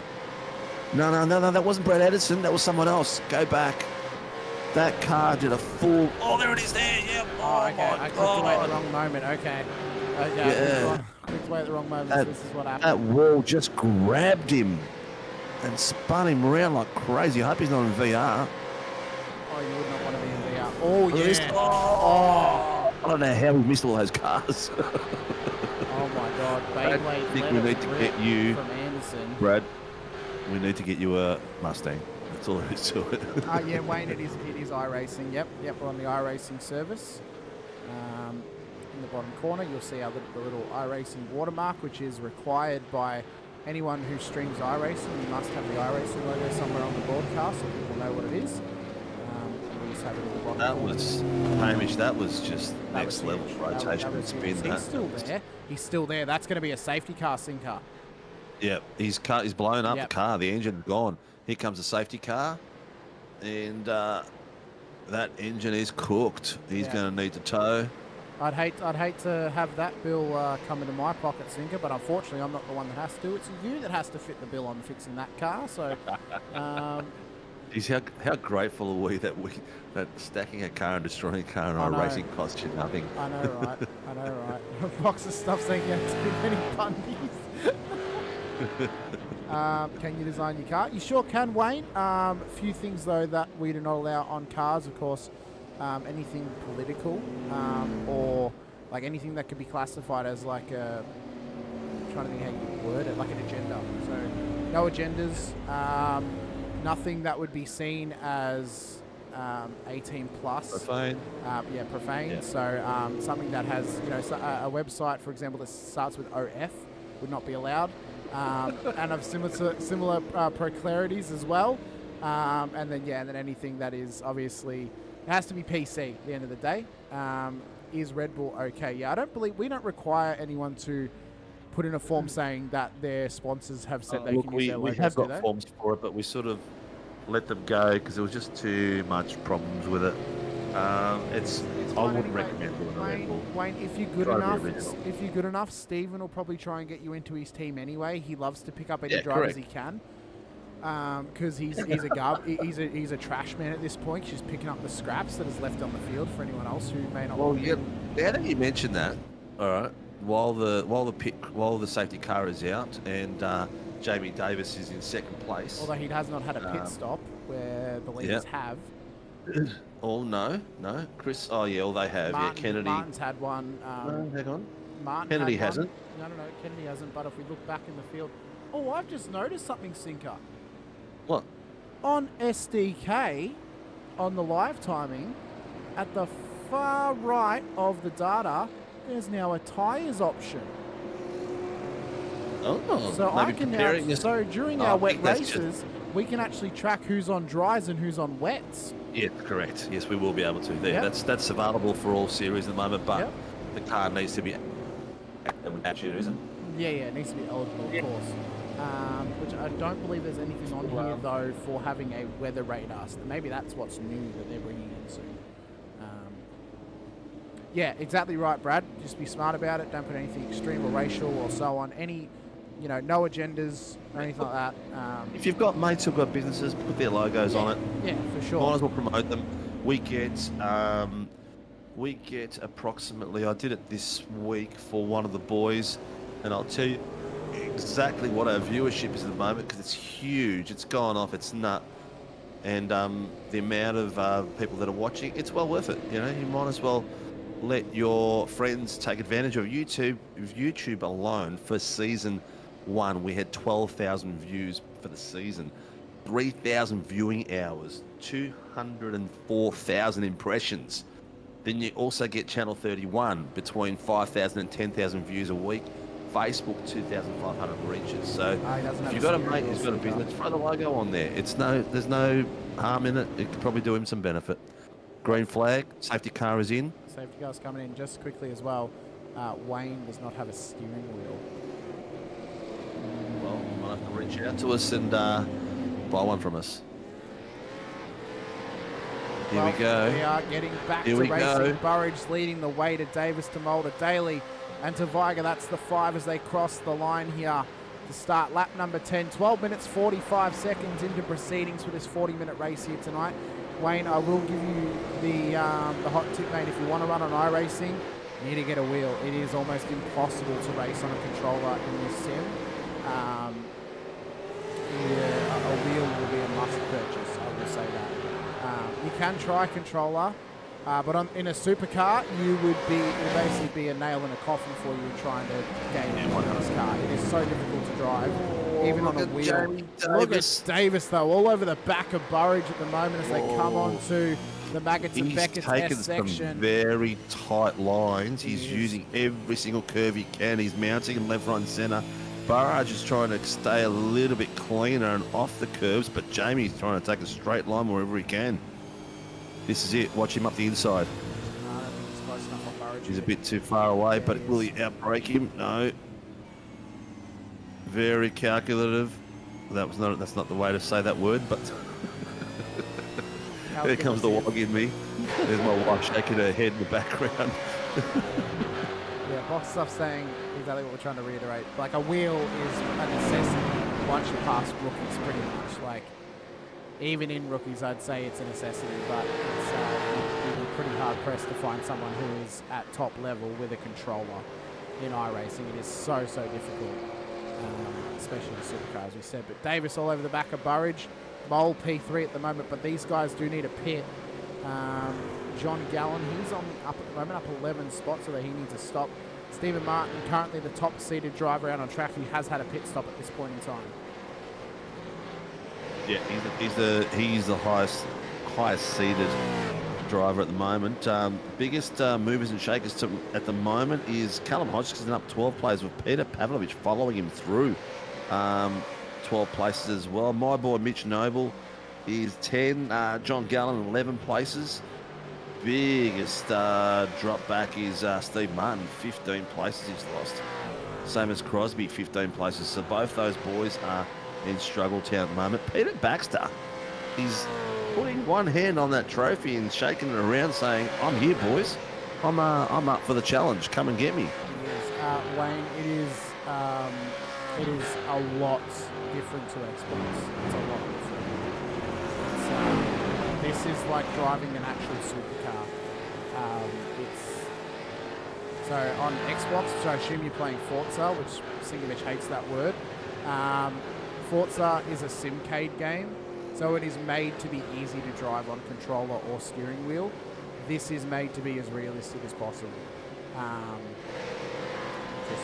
That's as clear cut as I can make it. To add to that, Singo.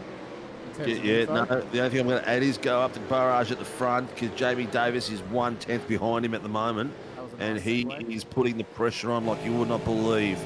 Billy Mole is putting the pressure on Jamie Davis as well. We've got 2-3 cars there within 4/10 of each other. On Davis at the moment. He's looking to Here make we it go. done. He's made the move. Oh, no, he's thought better about it. What I think he's done there, he's had a bit of a blink, actually, unfortunately for him. Oh, a bit. He's gone. Yeah, he's back. One thing that I think Billy might have been doing there, because I know that we make the claim sometimes they're pulling out to go for the move. I think he may have actually just been pulling out just anticipating maybe Davis breaking a bit early, so he can run up the rear end of him. Look at the different lines through here, mate. Oh, look at this different lines. big switchback from Davis. You've got overlap. Oh, Burridge is going to have pressure on. Oh, Burridge has the inside line though. Davis is all over him right now. Oh, he's gone for it. He's on it. He's going to make it go down the corner. He wants it up the inside line. Oh, beautiful that was work beautiful. there. Look at Burridge though. He's not giving. Kennedy's not giving this up. I saw Barrage. What am I saying? Chris Burridge is not giving this up at all. Davis is all over him at the moment. Billy Mole sitting back, sipping on a possibly an alcoholic beverage like he's on holiday at the moment, watching these guys tangle. Oh, big slide though out of the corner by Davis. Billy Mole's made a move too. Billy Mole's been watched by race control at the moment because of his blinking. Travis Daly has just called it in. I said sorry, this is what we said, it dropped out. So Wayne, if you're talking about Forza, which as I mentioned before, Sinkovic hates that word,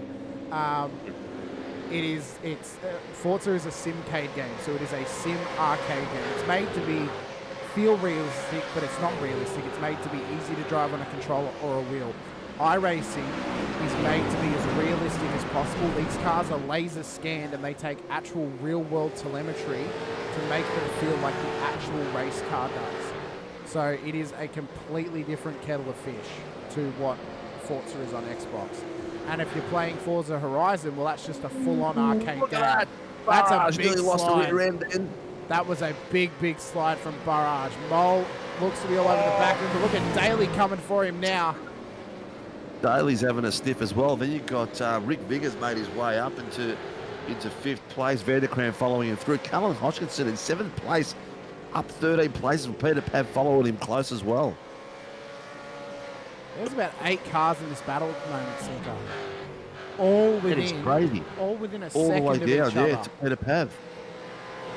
It is absolutely tight at the top end of town for the Pro-Ams. This is going to be one hell of a championship going forward, especially if we get racing like this every single week. Well, Davis around the final corner. Vanderkran's come into the lane for his pit stop. What lap are we on? Lap 15, coming on to lap 15 into 14, 18 lap minutes. 15 with 20 minutes lapsed.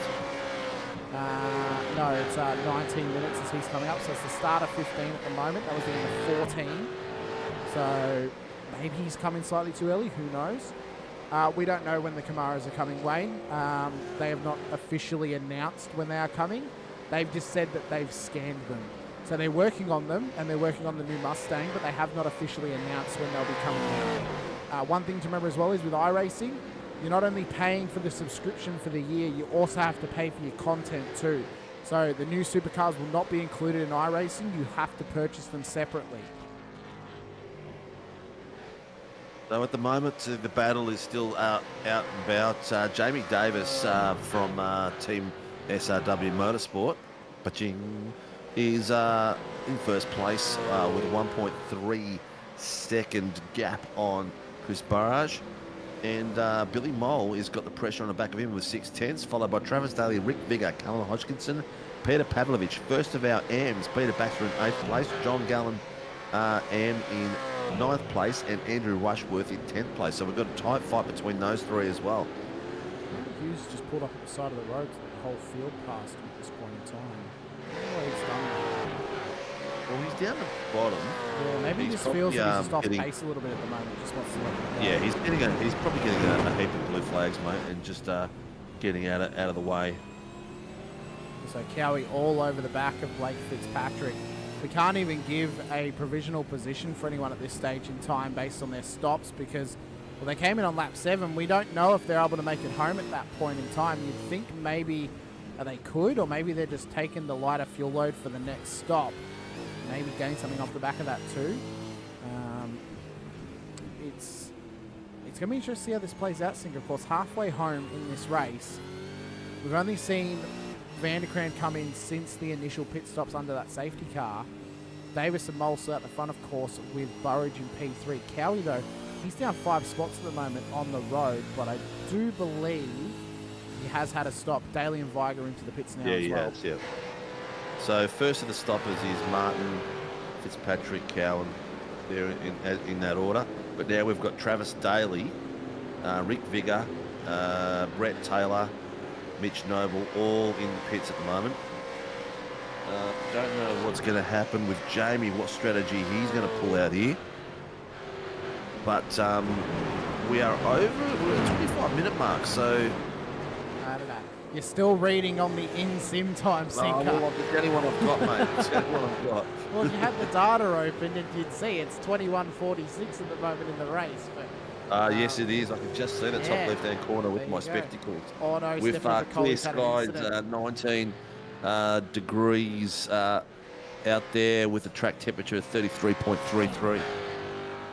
Stephanie Piccoli still struggling in this car. Big compression lock into the hairpin. That was well saved, actually, by Steph. Beautiful little burnout. She's drifting it. Nearly took out Crosby in there. Steph. Oh, she's put it. She just did a what's his name that used to race in F1? Grosjean. She just did a Grosjean then. She did not end up in a fireball at the wall of Billy Mole, John Gallen, Watchworth, all in the pits. Gallen now in. Brad Anderson is out of this race as well, just to confirm to Simcoe. He has pulled it up and is not continuing this run home. Gallen in, so is Mole, so is Rushworth, so is Clutterbuck at this stage. Healy's also out of the race too, so that early incident for him has called it quits for his race here tonight, unfortunately. Steve Banks, the only guys that will move up in the field is the guys that haven't done a pre-qualifying. So guys that didn't race last season, if you're new to the series and you're a lot faster than what the original position was given to you, then you'll go up. Guys that were AMs last season won't get moved up because they're performing faster. They're there fighting for a title. If they've practiced in mid-season, they've got themselves up a bit of pace, that's fine.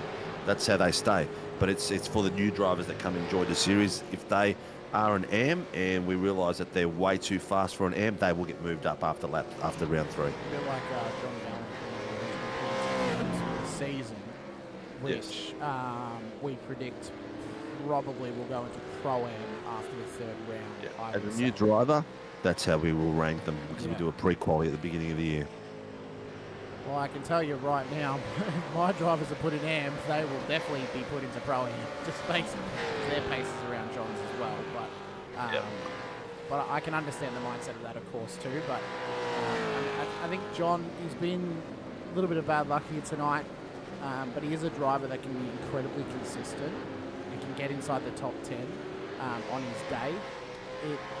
I'm not quite sure how he's going to work out here, because obviously it's not a fixed setup series comparatively to Vets, which is. And now he's going to be able to go getting a setup onto the car. Of course, 7 laps against Patrick and Martin in the series prior, as well as Hughes. So they'll probably work together on the setup, I would say, anyway. So he may not be in such a poor position. Hodgkinson, though, dropping spots as contact with Taylor as they go off the track. Oh, Taylor's called that in, I have no doubt. Sound happy. I would not think he would. I'm just imagining that angry Tasmanian voice coming over the chat right now, because he'll not be happy Here with we that go. one. So he's on the outside line. There's Gallen. Oh, he's squashed. He got I'll tell you what, squashed. I'll tell you what, after we've just talked up Gallen, 3 wide. that's John's fault, in my opinion, on that one there, Sinker. Obviously, it's up to racing trying to make the decision, but that was John's fault for trying to make that 3 wide through that corner. He should have. That was 3 wide. That wasn't a 3 wide position on the track, unfortunately. No. But just, Callum really held had up. nowhere to go, unfortunately. And the one who copped it the worst is the driver on the inside. How's Callum's car looking? It's not looking too bad at all. Callum's car has got a big gash on the side of it, but apart from that, it looks pretty straight. As Well, he's mentioned, got that Palmerston logo. He's got some Gaussian blur going on there, mate. On left hand, right hand side. Maybe wind generated as well. that was the most wanker thing you've ever seen in your life, Sinker. I'm just going to point that out right now. That's only because you were the only other person in the room that knew what I'm talking about. That's right. Completely pretentious. Toddy would be so upset with you right now on that remark. But regardless, But listen, let's get to the important thing. A little bit at the moment, but Davis is up the front. Pavlovic is now in. But Davis He yet to hasn't take that pitted stop. yet. He hasn't. No, the rest of the boys have pitted. He hasn't pitted yet. Yeah, no. He's out there on his own, and he's got it down to. He's trying to what go is he as at? he's trying to go as long as possible. He's got about 26-minute mark. Yeah. Yeah. Well, you know, why would you go in when you're running the car on low fuel? If you No, went in that's right. early now, then you just come back to a high fuel episode again. the- You can run as low fuel as long as possible. The issue is, though, his tyres will be really hurting at the moment as well. So anyone who's come in may have taken tyres. Now, yes, it takes a couple laps to get them up to temp.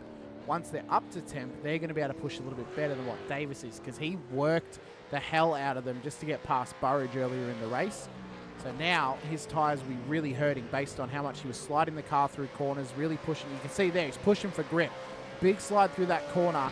Tyres are not loving it at the moment, so he could actually be giving up lap time at this point in time. His last lap was a 14.6. His last lap is still comparable. He's sitting on 1:14.651, and here he is coming in now. So on comparison, Burridge's last lap was a 13.3, so he was giving up about a 2.3 over the course at the end of that stint. Here we go. Baxter's followed him in. also in. Here comes Martin. Let's see where they come out. So Martin That's a big slide pitted at from lap. Martin, though. Oh, it's all over for him. It was a big compression lock into the corner, and it was a slow but unfortunate move for Martin's car, and that would have ended the chances at this race win. Yep.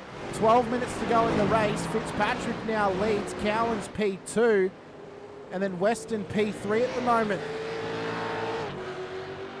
Not what you want to see if you're a Stephen Martin fan. That was, I mean, it was the slowest crash ever. Yeah, But that was unfortunate, man. unfortunately for Stephen, it was absolutely catastrophic. You see, he's come down towards the corner. Yeah, it was a big. It was such a fast downshift, just a massive compression lock. Yeah, you could hear it. You Yeah. could hear it. It was all just locking up on him, and he was nowhere from where. And yeah, if that post wasn't there, those tyre barrier, he probably could have kept going and tried to cut the line. Yeah, he would have. But he got the couldn't even slow do down, that because of but- the way it Yeah. sort of appears in front of you. Yeah, and then unfortunately his teammate had nowhere to go and ran into the back of him. But such a shame for Stephen. He could have been on for a great start to the season, getting a win. But at the moment, Blake Fitzpatrick not only on for a great run in this race in general, but could become, I think, our first AM of the year to actually get an overall win. No, mate, no. They pitted at lap 7, those top four guys. So they're going to need probably to pit again. Maybe. We'll have to wait and see. Van Dorn's in, Martin's in, of course, although he had that spin, so his tyres will be hurting. We'll have to wait and see if they need to stop. In saying that, though, Blake's stop was 11.6 seconds. For a comparison, Van der Kroon, who came in on lap 14, his was a 12.35 second stop. Crosby, who came in on lap 11 for his second stop, was 11 seconds. So they may be out of the woodwork. They may be all right. Don't know. If they are, they're going to be fuel saving like crazy. And we've seen Jamie Davis, what he's like when he's chasing down a driver that's fuel saving. We saw that at the end of last season. He is an absolute animal when it comes down to that. We're coming up on the half an hour mark of this 40-minute race. Fitzpatrick leads the way. to Weston, to Hanson, to Cowan. That's the 4. Davis is in P5 after pitting on lap 21. His pit stop was a 14-second stop. So he's allowed about 3 seconds more. Honestly, Sinker, it may not be out of the works yet for Blake to actually take this win. It all depends on their fuel saving and how much they're going to save. Their last lap, let's have a look at the lap paces. Well, JB hasn't done his first lap yet, so we'll have to wait for it, see what his pace is going to be on. If we look at it like this, Sinker, Davis was able to go until lap 21. We're currently on lap 24 with 10 minutes to go. Now, obviously, they're doing 1 minute 13, 1 minute 14 average lap times. Alan's just got himself in the third. So maybe 7 laps to go. Yeah. Possibly. And if Vanderkrant came in on lap 14, if he's able to make it home, then you could argue... Well, put it this way. Blake Fitzpatrick's last lap was a 1:14.2.15. Jamie Davis 1:13.055. So that's a second and a half. That's all well and good, but he has got to be able to get... Yeah. It's fine for him to second have and a half with but he's got to be able to get past he's got to be able to get past them as well, though. That's the thing. Yeah. So if he's lapping a second faster, he's got 9 minutes to do it. So that means that he's only going to gain 9 seconds at this point on Fitzpatrick. No, he's going to do more. He's doing a second and a half a lap at the moment, so he's going to be doing 3 seconds every 2 laps. Well, Fitzpatrick's answered and gone a 14.2. What is Davis's time when he crosses the line here? It's 12.9, so it's still 1.3 seconds. So yeah, 12.9. We could be on for one hell of a final battle here for the win of this race. Yep. Could be a chase down to the fine wire. But I tell you what, these boys going in early could have pulled something off absolute ripper here, because it's got them on track position at the moment. It's a matter. Let's go with Fitzpatrick. Let's see how much fuel saving he is doing. Marty Hansen is the next target. He's doing 1:15.5s. I believe Carlin Hodgson is out of this race at this point as well. He's not come back out on track after that incident, so he'll be angry with himself for that one. I'll have to wait and see what race control say about it. We kind of surmised that it was possibly on the onus of John Gallen, but it is race control's decision at the end of the day. Fitzpatrick? Jamie, who got the black flag? Did they cop the black flag? I don't remember. John Gallen has been through the lane, so... No, Jonathan Gallen got the black flag for that incident. Okay. All right, okay. I wasn't sure. We're too busy talking about fuel strategies. Fitzpatrick leads the way, though, in the 686 Commodore for Pacific Esports Racing to Scotty Weston in the 052 East West Racing GMK Logistics Mustang, with Andrew Cowan in the 991 car from Performance Sim Racing in P3. So could this be another strategy masterclass here from Cowie? So not only get P3 on the road, but P2 in class here tonight if they can pull this off. Yeah, really amazing way to do it. Callum Hodgson got picked for that incident, I think, on Brett Taylor. The interesting one to review. It was a bit too fast for us to see, so maybe maybe we'll have a chat to race control after the race, and we'll see what their thoughts were. Yeah, well, I definitely will be, but we'll see. We'll see where they're at. There's not that much fuel saving going on by Blake Fitz. There's not. No, so if he's gone in at lap 7, I can't see how he's going to make it all the way through. He's driving with confidence at the moment, so I reckon he's confident he can make it home. Yeah. I mean, but Jamie has got just about 2 seconds on the guys, 2 to 1.5 seconds on the guys in front of him. He's already made up. He was 12 seconds back at one point. He's down to 9 seconds from the top. So he's on an epic fight going through. Where's Billy Mole? Who was behind him when they went into the pits? Rick Vigo, he dropped down to 8th. Billy Mole 7th. Travis Daly 6th. Was it? No, it wasn't Burridge. He had already come in. It was it Pavlovic? He was already down the water now. Pavlovic was following Baxter at one point. No, Pavlovic came in on lap 21, so it was Pavlovic. He was P2. Unless... Oh, no, sorry, no, it was Peter Baxter. Yeah, it was Baxter. Yeah. So, yeah.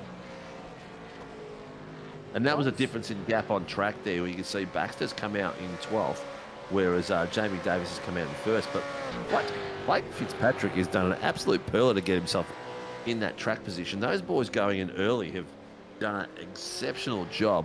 It's will they be able to pull it off? We've got 5 minutes left of this race, people. No, Weston's going in. Marty Hanson's going in. So maybe they're the East Coast boys that Racing- went in that lap 7. So I will say this though, they took a second less of fuel than Fitzpatrick did. So they did take a slightly, ever so slightly shorter stop. Whether that's going to make a difference or not, I'm not sure. But we have got 5 or 4.5 minutes left of this Get on race. board with Cowby. Let's listen to how Wait his a minute, car's hang on. handling. He'll be fuel Fitzpatrick saving had for a fuel. sure. Yeah, Jamie Davis just passed Cowie. No, he's not out of fuel. Okay. Oh, mega fuel saving from Cowie right now. Yeah, He's yeah, full there you clutch go. in. Yeah, that's why Jamie's just passed him so easily then. Or is he out? It's not spluttering. I can hear his car in my ear. No, he's still fine. He's still good. Yeah, he's still fine. He's just full clutch in. He's full clutching like there was He no engine is. at all then. Fitzpatrick is not saving at all. He's just going not. hell for leather. He's, hey, you know what? Fair play to him. If he runs out, he runs out. Like, it's... Oh, I thought he was going to lose the rear end then. He's upshifting a little bit early, but not on the downshift. He's not clutching in. It'd be very interesting to see how this plays out for him. I mean, Cowie has nothing to lose. He was outside the 10. If he wants to try and get home from here, well, you know, again, fair play. He's got 4-second gap back to Daly, which I believe Daly is in the same boat. No, Well, he's not. Hamish, Daly came in a lap 16. just to put it out there, drum roll. Peter Baxter's got himself in the top podium for the end. Second, Mitch Noble got himself up through. We said that earlier that he's got a position. P3 at the moment, actually, Simcoe, because Fitzpatrick is P3 still because an Blake's amateur. going up, and Blake goes in that pits. He's going to be coming out somewhere between Mitch and Peter Baxter when he goes in. I can't see him making it to the end. Saying that though, Noble is not too far ahead of Sean Vandermeulen at this point in time, who will be trying to chase him down. He's got a couple of vets boys around him, so maybe a bit of a vets partnership here to try and get past Noble for P3 on the road. Fitzpatrick's in though. Into the lane. Fitzpatrick's in. Yep, there you go. Jamie Davis is going to gap these guys like they're standing still because they've Cowan's fuel saving behind him. He's in that little bit of time that Jamie passed him. Cowan has got 4 seconds behind Jamie, so Cowan's still in a good position up the top there. It's going to be good for points for the long haul down for the season. I reckon we need to start this similar thing to Formula E. Here we where go. fans Let's see where vote on who Fitzpatrick gets, comes out. we This need is a- going to be tight for There's the Baxter. end. Fitzpatrick's He's coming. still He's in. still in the pits. Here he comes. He's well ahead of Noble. He is well ahead of Noble. So he's going to take P2 on the road for the amateurs. He's going to take P2 on the road. Yep, which is good to see. But Noble's still under all sorts of pressure here from Hanson in behind him. Oh, Hansom's. He needs to let Hanson go and not damage himself because Hanson's in a different category. The Jump on problem the is, back of him, but he's got to though, be he's careful got with Vermaelen. Vandermeulen in behind. Yeah. Oh, big Vandermeulen front-to-end gives him a bit of a luck contact. hit. Oh, hey, rubbing ain't racing, son. Come on, let's go. I'll tell you what, Jamie Davis is 2 seconds faster than Cowie. Just under a second on Travis Daly. He is really putting 2 hands on that trophy, mate. I just noticed Josh King had a crash, but he just ended up towards the drag strip at that point in time. But Davis is going to come round. He's going to start his final lap of the race. And if he can keep it clean, he's going to get one hell of a win here tonight and solidify himself on the top end of town for this championship. Kennedy's P7 on the road at the moment. He won that first race, but of course, slightly more points available for the feature and the fact that Davis has gone P1 in this race and I believe a top 5 in race 1. I believe he got 5th. So he's going to be a he's good up chunk 5 of points places, for so him. yes. A good chunk of points for him. Oh, look at that. This could be a Team SRW 1 and 2 crossing the line at the same time. A little bit of discrepancy in positions, but Stop making up narratives. this could be a Sinkovic. nice way of getting across the line. We need to get that. Oh, look at that back behind them, 4 I know. wide. Look at them all. Did you see that? Daly, Vigor, Billy Mole. Burrage. Cowie's going to get hit in the line. Look at this. Cowie's a bottleneck. That's a pack of angry piranhas behind him. There goes Mole on the dirt, trying to do some rallycross action. Cowie's going to drop off the podium, and I reckon that car's out of fuel. But here comes Daly round the final corner, passes his teammate. He just hands it to him. And Davis is going to come home across the line. P1 for Team SRW. Their second win since Davis joined the team, I want to say. Maybe their third. Oh, look at that. Team SRW crossing the line in formation. Daly's going to come home P2. Viger in P3. Moles had a spin down at the last corner. Cowie is out of fuel, and he's going to have an end-of-grid start for the next round, next time out on track for Tuesday night. He was half a lap short. In the amateurs, Peter Baxter, Blake Fitzpatrick, and Andrew Rushworth is going to come home P3. He's got past Noble. Rushworth. Is he going to make it? They still on track? Yeah, they're over the line now. This is how he got it done.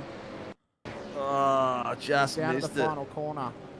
Oh, Just missed himself you a know podium. what? Noble, he let it get to his head there. I wouldn't say let him get to his head. I think he just broke himself. Yeah, that's what I mean. He got to his head, he outbroke Yeah. a little bit trying to defend and just gave it up, which a learning experience for him, of course. But P4 on the road is still good from him. Gallen comes home P5 in the AMs. Vandermeer in P6 for the amateurs at this stage in time. But Davis comes home P1 for Team SRW. We need to start getting some Formula E type stuff in here, Sinker, and the fact that the fans vote on who gets a boost and who gets a bit of ballast put on the car, because I reckon Davis is going to need some.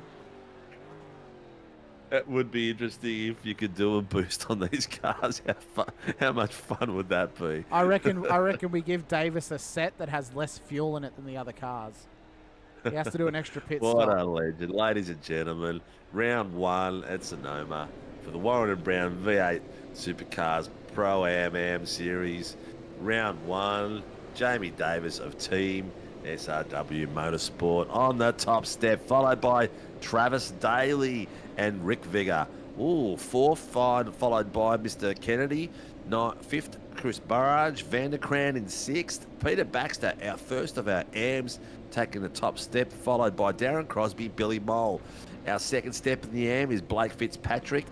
11th is Clutterbuck, Weston, Marty Hansen, and a very tight fight to the very end for the 3rd place on the amateur step is Andrew Rushworth, beating out Mitch Noble from Team SRW. Woof! I reckon Davis needs to go back to the pros. This is not fair at this point. But I will actually correct myself now, because Cowie actually ran out of fuel and Mole had that spin. Kennedy's actually going to win the round because he's come home in P4 in this race after winning race 1. So Kennedy should be leading the championship with Davis P2, and then I believe Rick Viger is actually P3 in the championship at this point in time. But don't quote me on that. That may just be completely different. I don't know. That's what I'm surmising at this point. What a lot of fun, mate. That is awesome racing out there. You know what? It's good to be back, and it's amazing to be watching these boys duking it out everywhere. That as usual, fuel strategies came into play. I think those boys just came in a lap too early. Oh, I think they came in. I think the safety car, unfortunately, they took a punt on it, and it just it came out 2 laps too early. If it was lap 9, they 100% would have done it.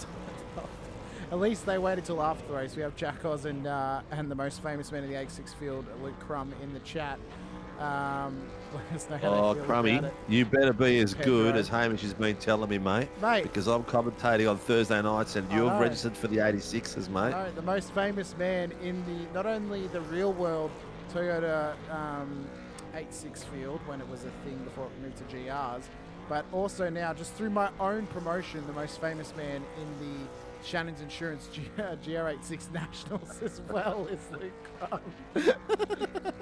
He's also the most famous transporter driver as well for the 86s, apparently, according to him. All right, let's get these boys in this room. Let's have a bit of a chat. I can see that the Team SRW boys are all in their rooms having a bit of a chinwag, which is good to see. We've got Travis Daly in the room. He's finished second on the grid. He's in the green room already. Still waiting for. Here we go. They're all starting to flake through. Blake Fitzpatrick, Peter Baxter, Rick Vigor, Travis Daly. Who are we going to go first with, mate? Oh, we might as well start with our P2 for the Blake amateurs in Blake Fitzpatrick. Andrew Let me just find him Rushworth on the not there. road. No, he's not on. He's not there at the moment. But that's fine. Blake, there he is. We'll hop into his car as we like to do, and we'll drag him in for a chat as well. Mr. Fitzpatrick, unfortunately, safety car came out 2 laps too early for you to make it home on fuel, but P2 on the road for the amateurs, and well, you proved earlier you had a bit of pace in you. You at least led some laps out there tonight. Does it feel good now to get that first race done and dusted under the belt and ready to go forward for the next 8 rounds? Yeah, it does feel good. How good is it to be back at SRW? It's good to be back on comms, mate, and the boys driving out there. Dude, were you fuel saving at all? Yeah, I had Stephen in front of me, and that's the tradesman. I'm just the apprentice, so I let him do his thing and just tried to roll off and follow him through the corners. It's a good job you didn't follow him through that last corner, though, when he had that spin. Yeah, our race strategy was, I reckon it was on point tonight. If that didn't happen, you'd be talking to him instead of me, I reckon. But unlucky to Stephen, I guess. Yep. It was pretty close. It's pretty close. I think the pace that Jamie had was like a second and a half on the rest of his that were fuel saving. So I think it would have come down to that, but it would have been damn close. Would have been damn close. So, Blake, how do you feel coming into this next season? Of course, you had some good performances towards the latter half of last season. You then make that up here tonight by getting a podium in the amateur class. Are you feeling a little bit more confident now going forward, or are you kind of still feeling similar to how you felt when you ended the championship last season? I think I've got a bit more of a chip on my shoulder this season to want to come and do better in the AMs. The end goal is to get to pro, obviously, but I don't think I can hang with those guys just yet. But we'll get there soon enough, I reckon. Well, mate, let us know who's giving you and Pacific Esports Racing the support out there. I know old mate John Gallen raced with you for the first time tonight in SRW. I'm sure he's a little bit upset that he can't direct me from the chat as he likes to do for Vets week in and week out. But let us know of anyone who might be helping you guys along with sponsorship or anything else you want to give a shout out to as well. Yeah, just the guys and team at Pacific Esports Racing. We've got Lake Edge Holiday Unit in Baril behind us.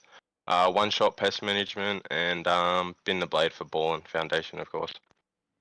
And we've got Tim Nickel Photography behind us too. So thanks to all those guys.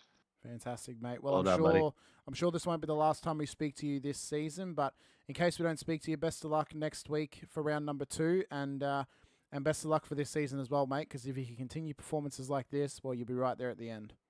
Yeah, cheers, guys. Hopefully I'm speaking to you at the end. No worries, mate. Thank you. Take care, buddy. All right, we have got We've Mr. got Andrew Rushworth in there now. Mr. Rushworth is there, yes. Yep. Drag him in. We will.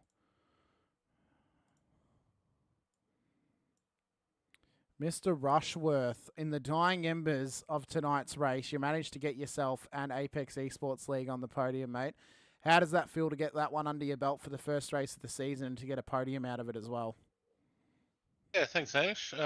Very unexpected.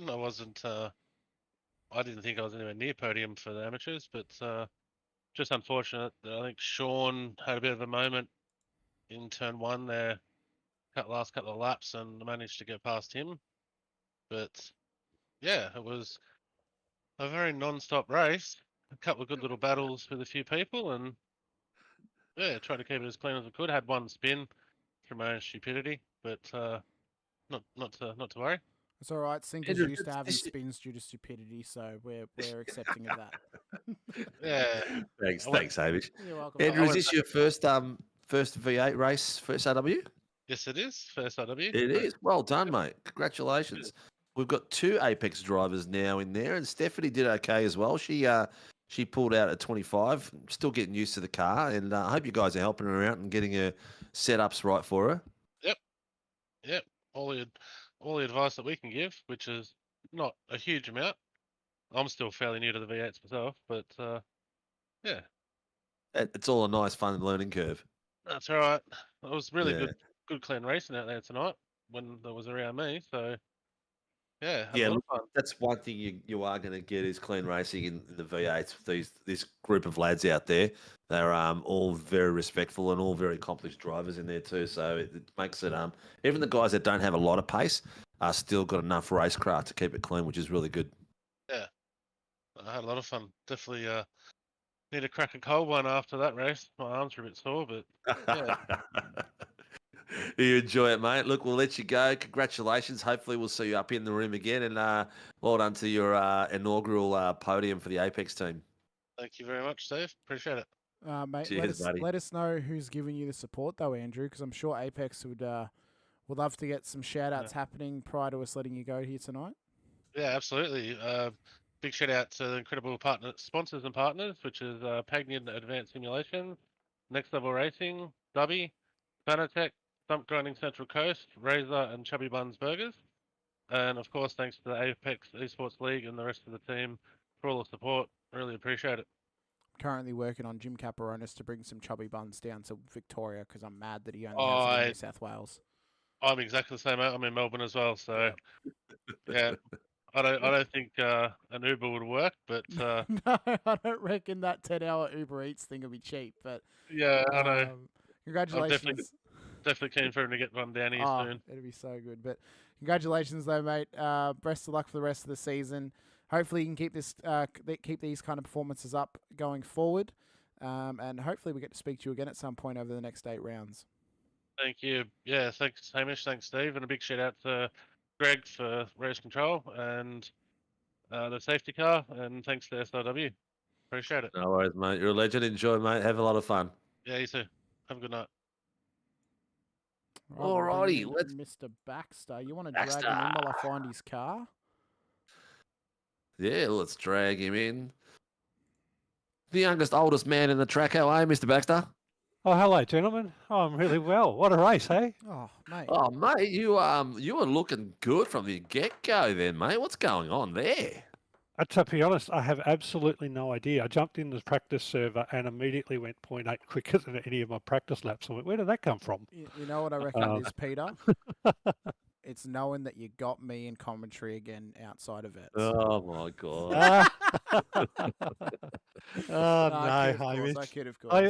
I didn't even know you were in the broadcast here, so welcome. That's pretty cool. But no, look, I mean, first round, so you don't know really who you're racing. And it was just, for me, it was a matter of just setting a decent pole time, which, quali time, which I did, was only 0.1 off, my first practice time. So I was pretty pleased with that. And then just trying to stay alive. And, a couple of incidents in the race cost me a few positions, but I think, in the long run of the race, they sort of came back to me anyway through others' incidents. So a bit of swings and roundabouts, and I ended up with a pretty solid top 10 result. So yeah, in this field, that's pretty good for me. You stayed out for lap 21, mate. So were you doing some conservative fuel saving, or were you flat out fuel saving, trying to get as long as you could? No, my theory was, so Pete Pavlovich was in front of me, but he wasn't holding me up. He was about 1.5 seconds in front of me, and I was pretty much going at my best pace, just cruising lap. And I thought, the longer I go on my best pace while I'm clear, I'm not getting held up by any cars, I'll just take what I get at the end of it. And I was a little bit worried that cars would undercut me because the fresh tyres here are so good and it's so hard to pass. Yeah. But when I come out and slotted out, I think I was in 12th when I came out of the pits. I thought, actually, that turned out pretty good. So yes, and I think the other thing in my mind was I knew all the other guys were pitting, and so they were going to come out on the track close to each other and potentially fighting. I thought, if I stay away from that and they have an incident, then I'm going to gain from that anyway. So, and I think Brett Taylor and somebody else kind of coming together, and that probably gave me another one of those swings and roundabouts where it comes back to you. So. So it was pretty much just take as much clean track as I could, and minimise the back end fuel stop. So plenty of fuel at the end. Mate. Well, you were on point all night tonight, so congratulations. You did really, really well, mate. You were up there mixing it with some of the faster boys as well. So if this is something that's going to be a bit of a trend for you, mate, you could have one hand on the trophy already. Early days, but consistency is the key in this series. Well, it's also availability for me. I only get every second week available on Tuesdays. So, So anybody else in the AM series probably doesn't have to worry about me. That's probably a bit of a downside, but that's just the nature of the beast. But it's really good to be able to come along, and thanks for SRW for putting on. It's like the V8 Vets on Thursdays. It's a race series where us average racers can have a real race and get together. And the aliens can have their own race. So thanks for doing that. That's I really appreciate it. And for me, it's more laps in the car. I'm just trying to get more laps and get out of the race control booth as much as I can. So Pete, Well, it's fun for us as just mate. quickly, Steve, Pete, obviously off the back of that Split 3 championship win in Vets last season, and then you've struggled a little bit to get to grips with Split 2 at this stage, but you're kind of finding your pace. Does this kind of get a little bit of confidence back in you, knowing you have got some pace in this car, and when you can put it together, and of course Sonoma's 2 weeks away for Vets, of course we're at Red Bull this week and Sonoma next week, does it get a little bit more confidence into you going forward, and maybe you can, strive to get that consistency back down pat and just trying to get some more out of this car a little bit? I think I've just been unlucky. And not only that, I had an incident at home that has sort of kept me off the sim for 2 weeks, which is why I missed a couple of weeks of Vets. But the races that I've done in Split 2 there, I'm around about the 20 to 25 pace mark, so about midfield of Split 2. But my finishing has sort of been in the back 30s because I've just had unlucky incidents, basically. They're racing incidents, things happen, but it hasn't necessarily been the best series for me. So I'll be fighting to try and stay in that split. But look, it was really good tonight just to head down and get to the checkered flag with a couple of minor touches, but I was able to, even with those touches, be able to just sort of keep the car on track, and that just tells me sort of the more I drive it, the more confidence I've got in racing this car. So it's been a long ride to get some speed out of it. Well, I'm glad to hear, mate, that you're finally able to get something out of this car, and hopefully the delivery can match the performances, and hopefully you can get on fire a bit more often out of this car going forward in whatever you're racing in. Let us know, though, who's helping you get out on track, as well as Coast to Coast Racing, and anyone else you want to give a shout out to as well. Look, really, it's the guys from Coast to Coast Racing, and it's Matty from RFX Graphics who does the awesome paintworks for me. Whacked on the Anzac Day livery for me for this week, so he does those little bits of changes. So they're really the guys. I kind of keep everything else quite independent, so I don't get a lot of help from everybody, but that's because of my race control connections. So really, it's the guys from CX2 that keep my driving head aboard, and I just jump in and enjoy some racing. So really shout out to Matty there for RFX Graphics. He's the legend that gets the colours on. Very Excellent, good, mate. Good luck for the rest of the season, dude. Take care and just have fun, mate. That's number one rule. No, absolutely. And again, thanks to SRW for putting the series on, and thanks to the guys who do, put them time out to do the race control and safety car for us. So that's always awesome. We all have rigs to drive. We don't have rigs to officiate, but guys that do it, I really appreciate it. Thank you. Excellent, mate. Take care of yourself. Speak to you soon. Cheers, dudes. All right. Whoop. He's dragged me away. I don't know how I did that, but I pulled two out with one stone then. Good job. I pulled out Peter and you pulled me out. That's just what happened. Ladies and gentlemen, that was our AMS as our winner for the night of round one, Mr. Peter Baxter. Now let's get to the Pro-Ams with Mr. Rick Vigor, Hamish's favourite crush. How you going, Mr. Rick Vigor? We've discussed this, Sinkovic. It's Viger. We discussed this round one of last season. I know, but I just can't help it. I just love the word. How are you, Rick? How's it going, mate? Well, guys, and yourselves? Oh, very good, mate. Good to see you coming back on the top step. We thought we were going to lose you then for after the first round because you I think you finished sixth in the first heat. Fourth, I think. I got fourth. Yeah. P4, and I thought to myself, geez, I hope Rick's going to have another big season this season and keep these boys honest up front. And sure enough, here you are again. I don't know what happened in the end. It was the strategies were a bit all over the place, and you got yourself back up into third, mate. Well done. Yeah, a little bit lucky there at the end with Cowie running out of fuel, and I feel a bit sorry for Billy. He got sort of punted off, and he was probably there, but that's racing, isn't it? You have to have a go, and I don't think I did anything wrong towards him. I hope I didn't, and yeah, it was all pretty chaos. It could have ended up pretty bad. There were 4 wide or 3 wide, I think, on the last Yeah, lap. it looked So pretty it cool. was- Looked pretty cool on cam. That let me tell you. Yeah. It Yeah, I looked tried. real good. I tried to go around the outside of him, and I've seen that done before on that turn, and I didn't really fully pull it off. But anyway, not too bad. Mate, you Pretty sound a bit deflated, mate.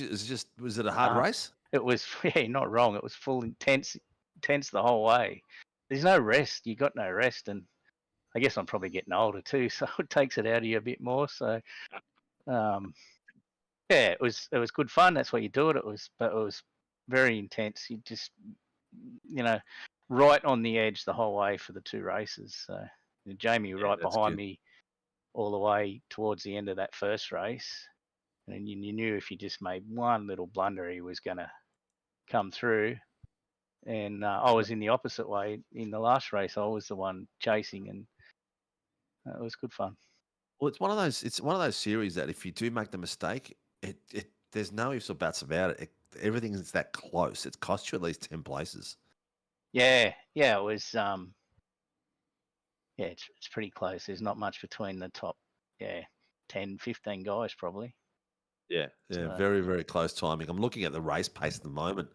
You're looking at 13:06 Travis.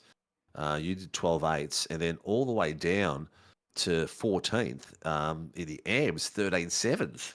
So it's not a big gap at all. So it's going to be a hell of a season, that's for sure. Everyone raced, very respectfully, which was good. Yeah. Racing's good. That's what you want. Excellent, mate. Well, so you can get yourself to Betty Boys. Who do you think who gets you out on track every week? Well, thank Nick Hasler for all the paintwork and all the stuff he does for us for the team, and my wife and family for allowing me the time to come in here. AA West Automotive, that's my wife and my business. So if you're looking for a mechanic in the Windsor, Hawkesbury area, come and see us. And Kumo Tyres, of course. And of course, you guys for putting on the series, the broadcast, all the race control, all the guys that make it happen.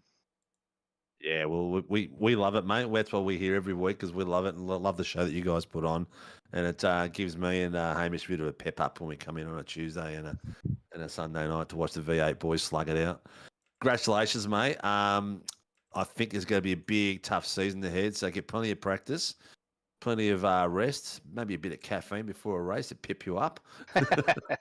Yeah, don't want to be too pepped up. That could be worse. All right, mate. Yeah. Take care of yourself. Good to see you out and about. Thanks, guys. See you later. Ladies and gentlemen, that was Rick Vigar, as it's correctly pronounced, from Angry Birds. That was third in the podiums tonight. Let's get in Travis Daly, mate. Yeah, mate, drag him in. I'm just trying to fix something on the stream at the moment. Sunday? Mr. Oh, Daly, I cut caught you him halfway off. through a conversation. We did. How you going? Good, mate. Good. How was that for you, buddy? Oh, it's awesome. Good to be back on the podium for, especially for the first race of the season. It's a good feeling.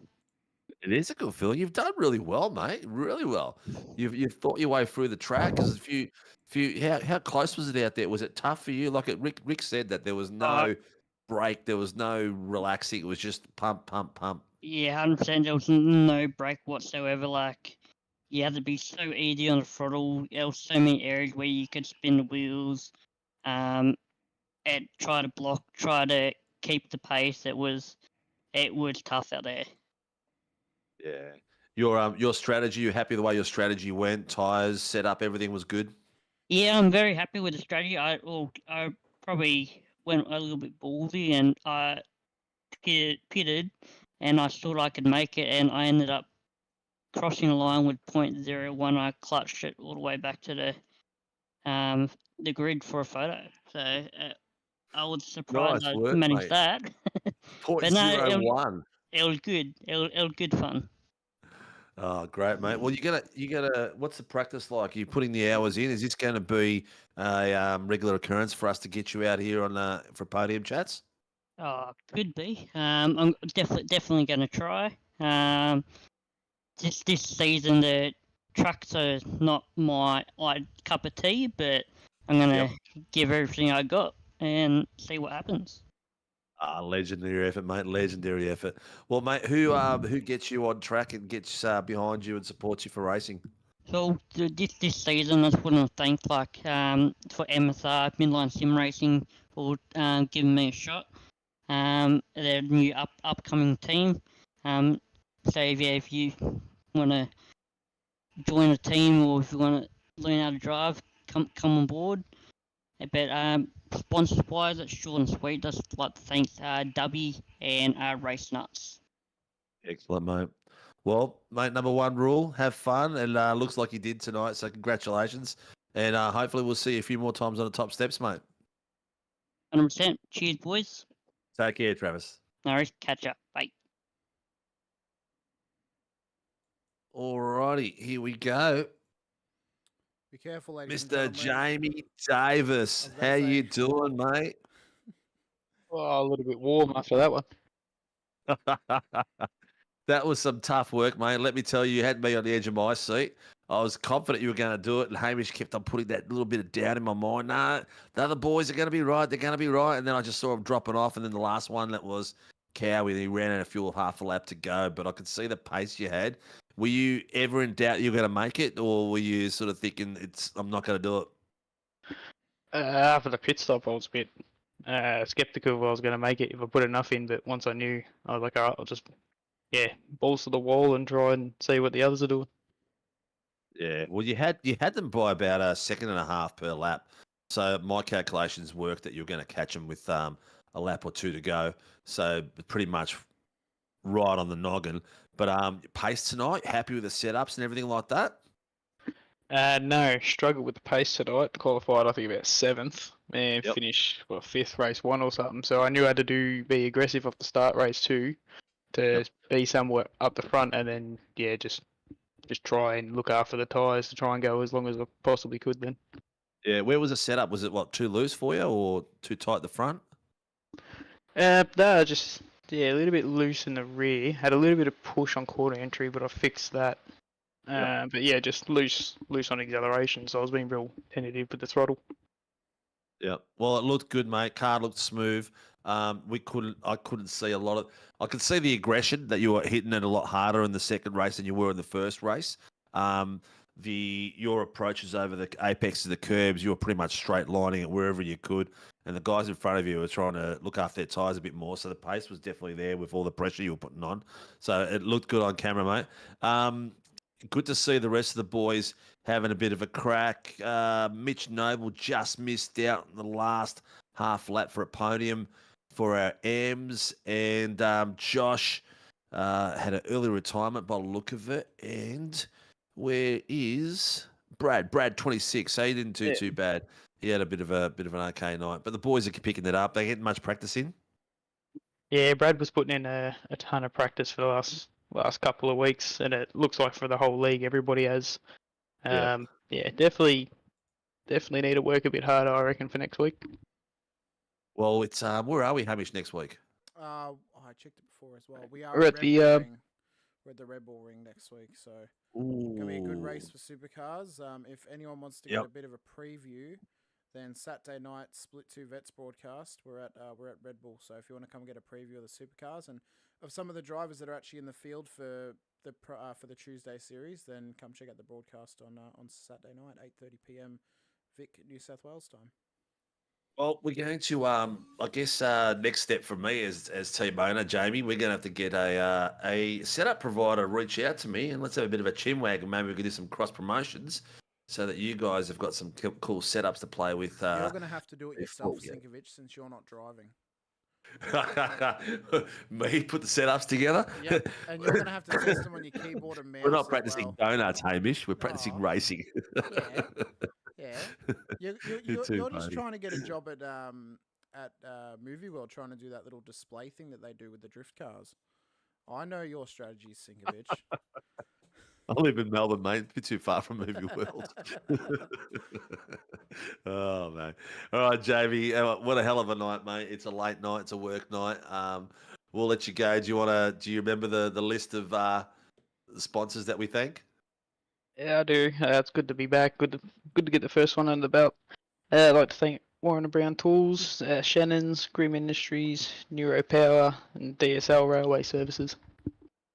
Absolute legend. Well done, mate. Good to have you on board. The car's looking. I've got to send you an updated livery again to the boys to fix up the little errors that I've seen tonight that I've made. You need But me to make one for your Sinker since I've got more no, time Hamish, than you. shut up. Congratulations, mate. Ladies and gentlemen, Jamie Davis for Team SRW Motorsports. Top step for the main heat tonight. And one hand on the trophy. That's what I'm hoping anyway. Congratulations, mate. Good luck for the rest of the season. Thank you. It's a good start, but long season and everyone's up their game, so I'm going to have to, put in a fair bit of practice to try and stay up the front. It's going to be tough, mate. I'd say there's about 8 drivers up there that all have a big swing at this title, so it's going to be a tough one all the way through. Oh, most definitely. And next week being an enduro as well. One tyre, spare set of tyres for the whole race around Red Bull Ring, so that's going to be tough. Yep, it's going to be very tough, mate. All right, good luck, mate. I'll let you get off. And congratulations to the rest of the boys as well. Well done for the first round. No worries. Thanks, Hamish. Thanks, Steve. Catch you later. See you, mate. Catch you, buddy. Well, Hamish, round 1 done and dusted. Sonoma Raceway, Warren and Brown Tools, V8 Supercars Pro-Am Series, top step by Team SRW, Jamie Davis.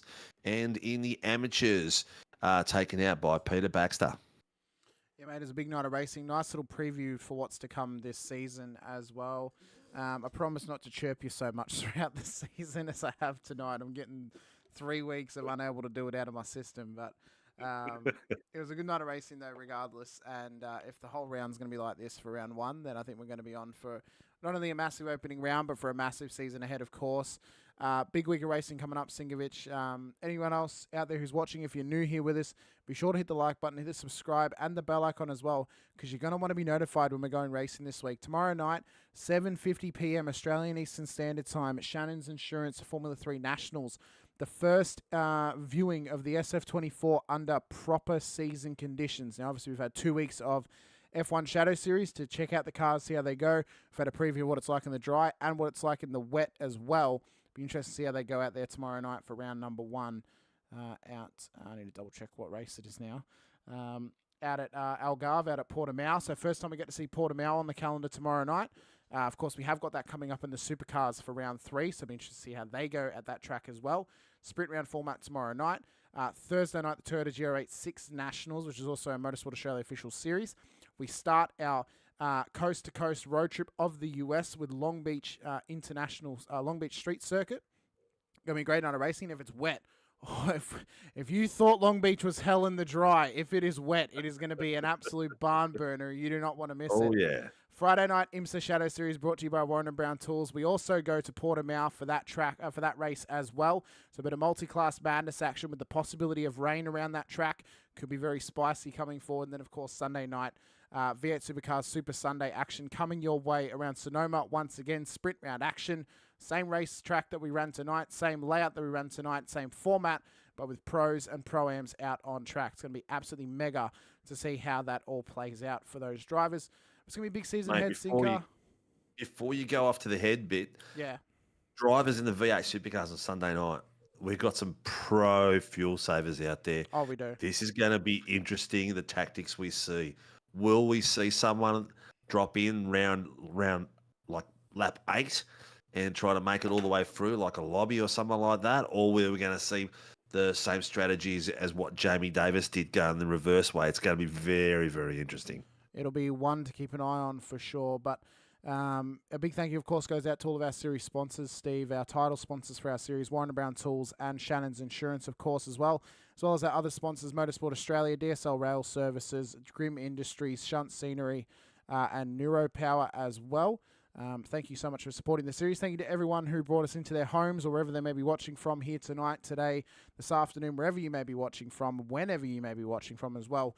We do appreciate your time. If you're watching us after the live stream has ended, we thank you for the viewership too. Any engagement we can get, whether it's getting into the comments, into the live chat, a like or a subscribe, it helps us grow the channel and grow this series to help bring you more phenomenal racing action. But from myself, Hamish Munro, and Steve Sinkovic alongside me, we appreciate your time. Appreciate you being here with us. Stay safe, drive hard, And remember that SRW is only just beginning.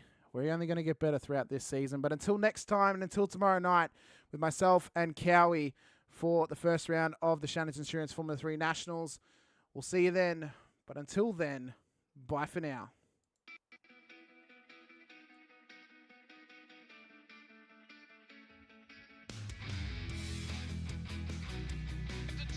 This is amazing. I was clash heads again. This is like Chaz Mostert and Cam Waters. Almost the same situation.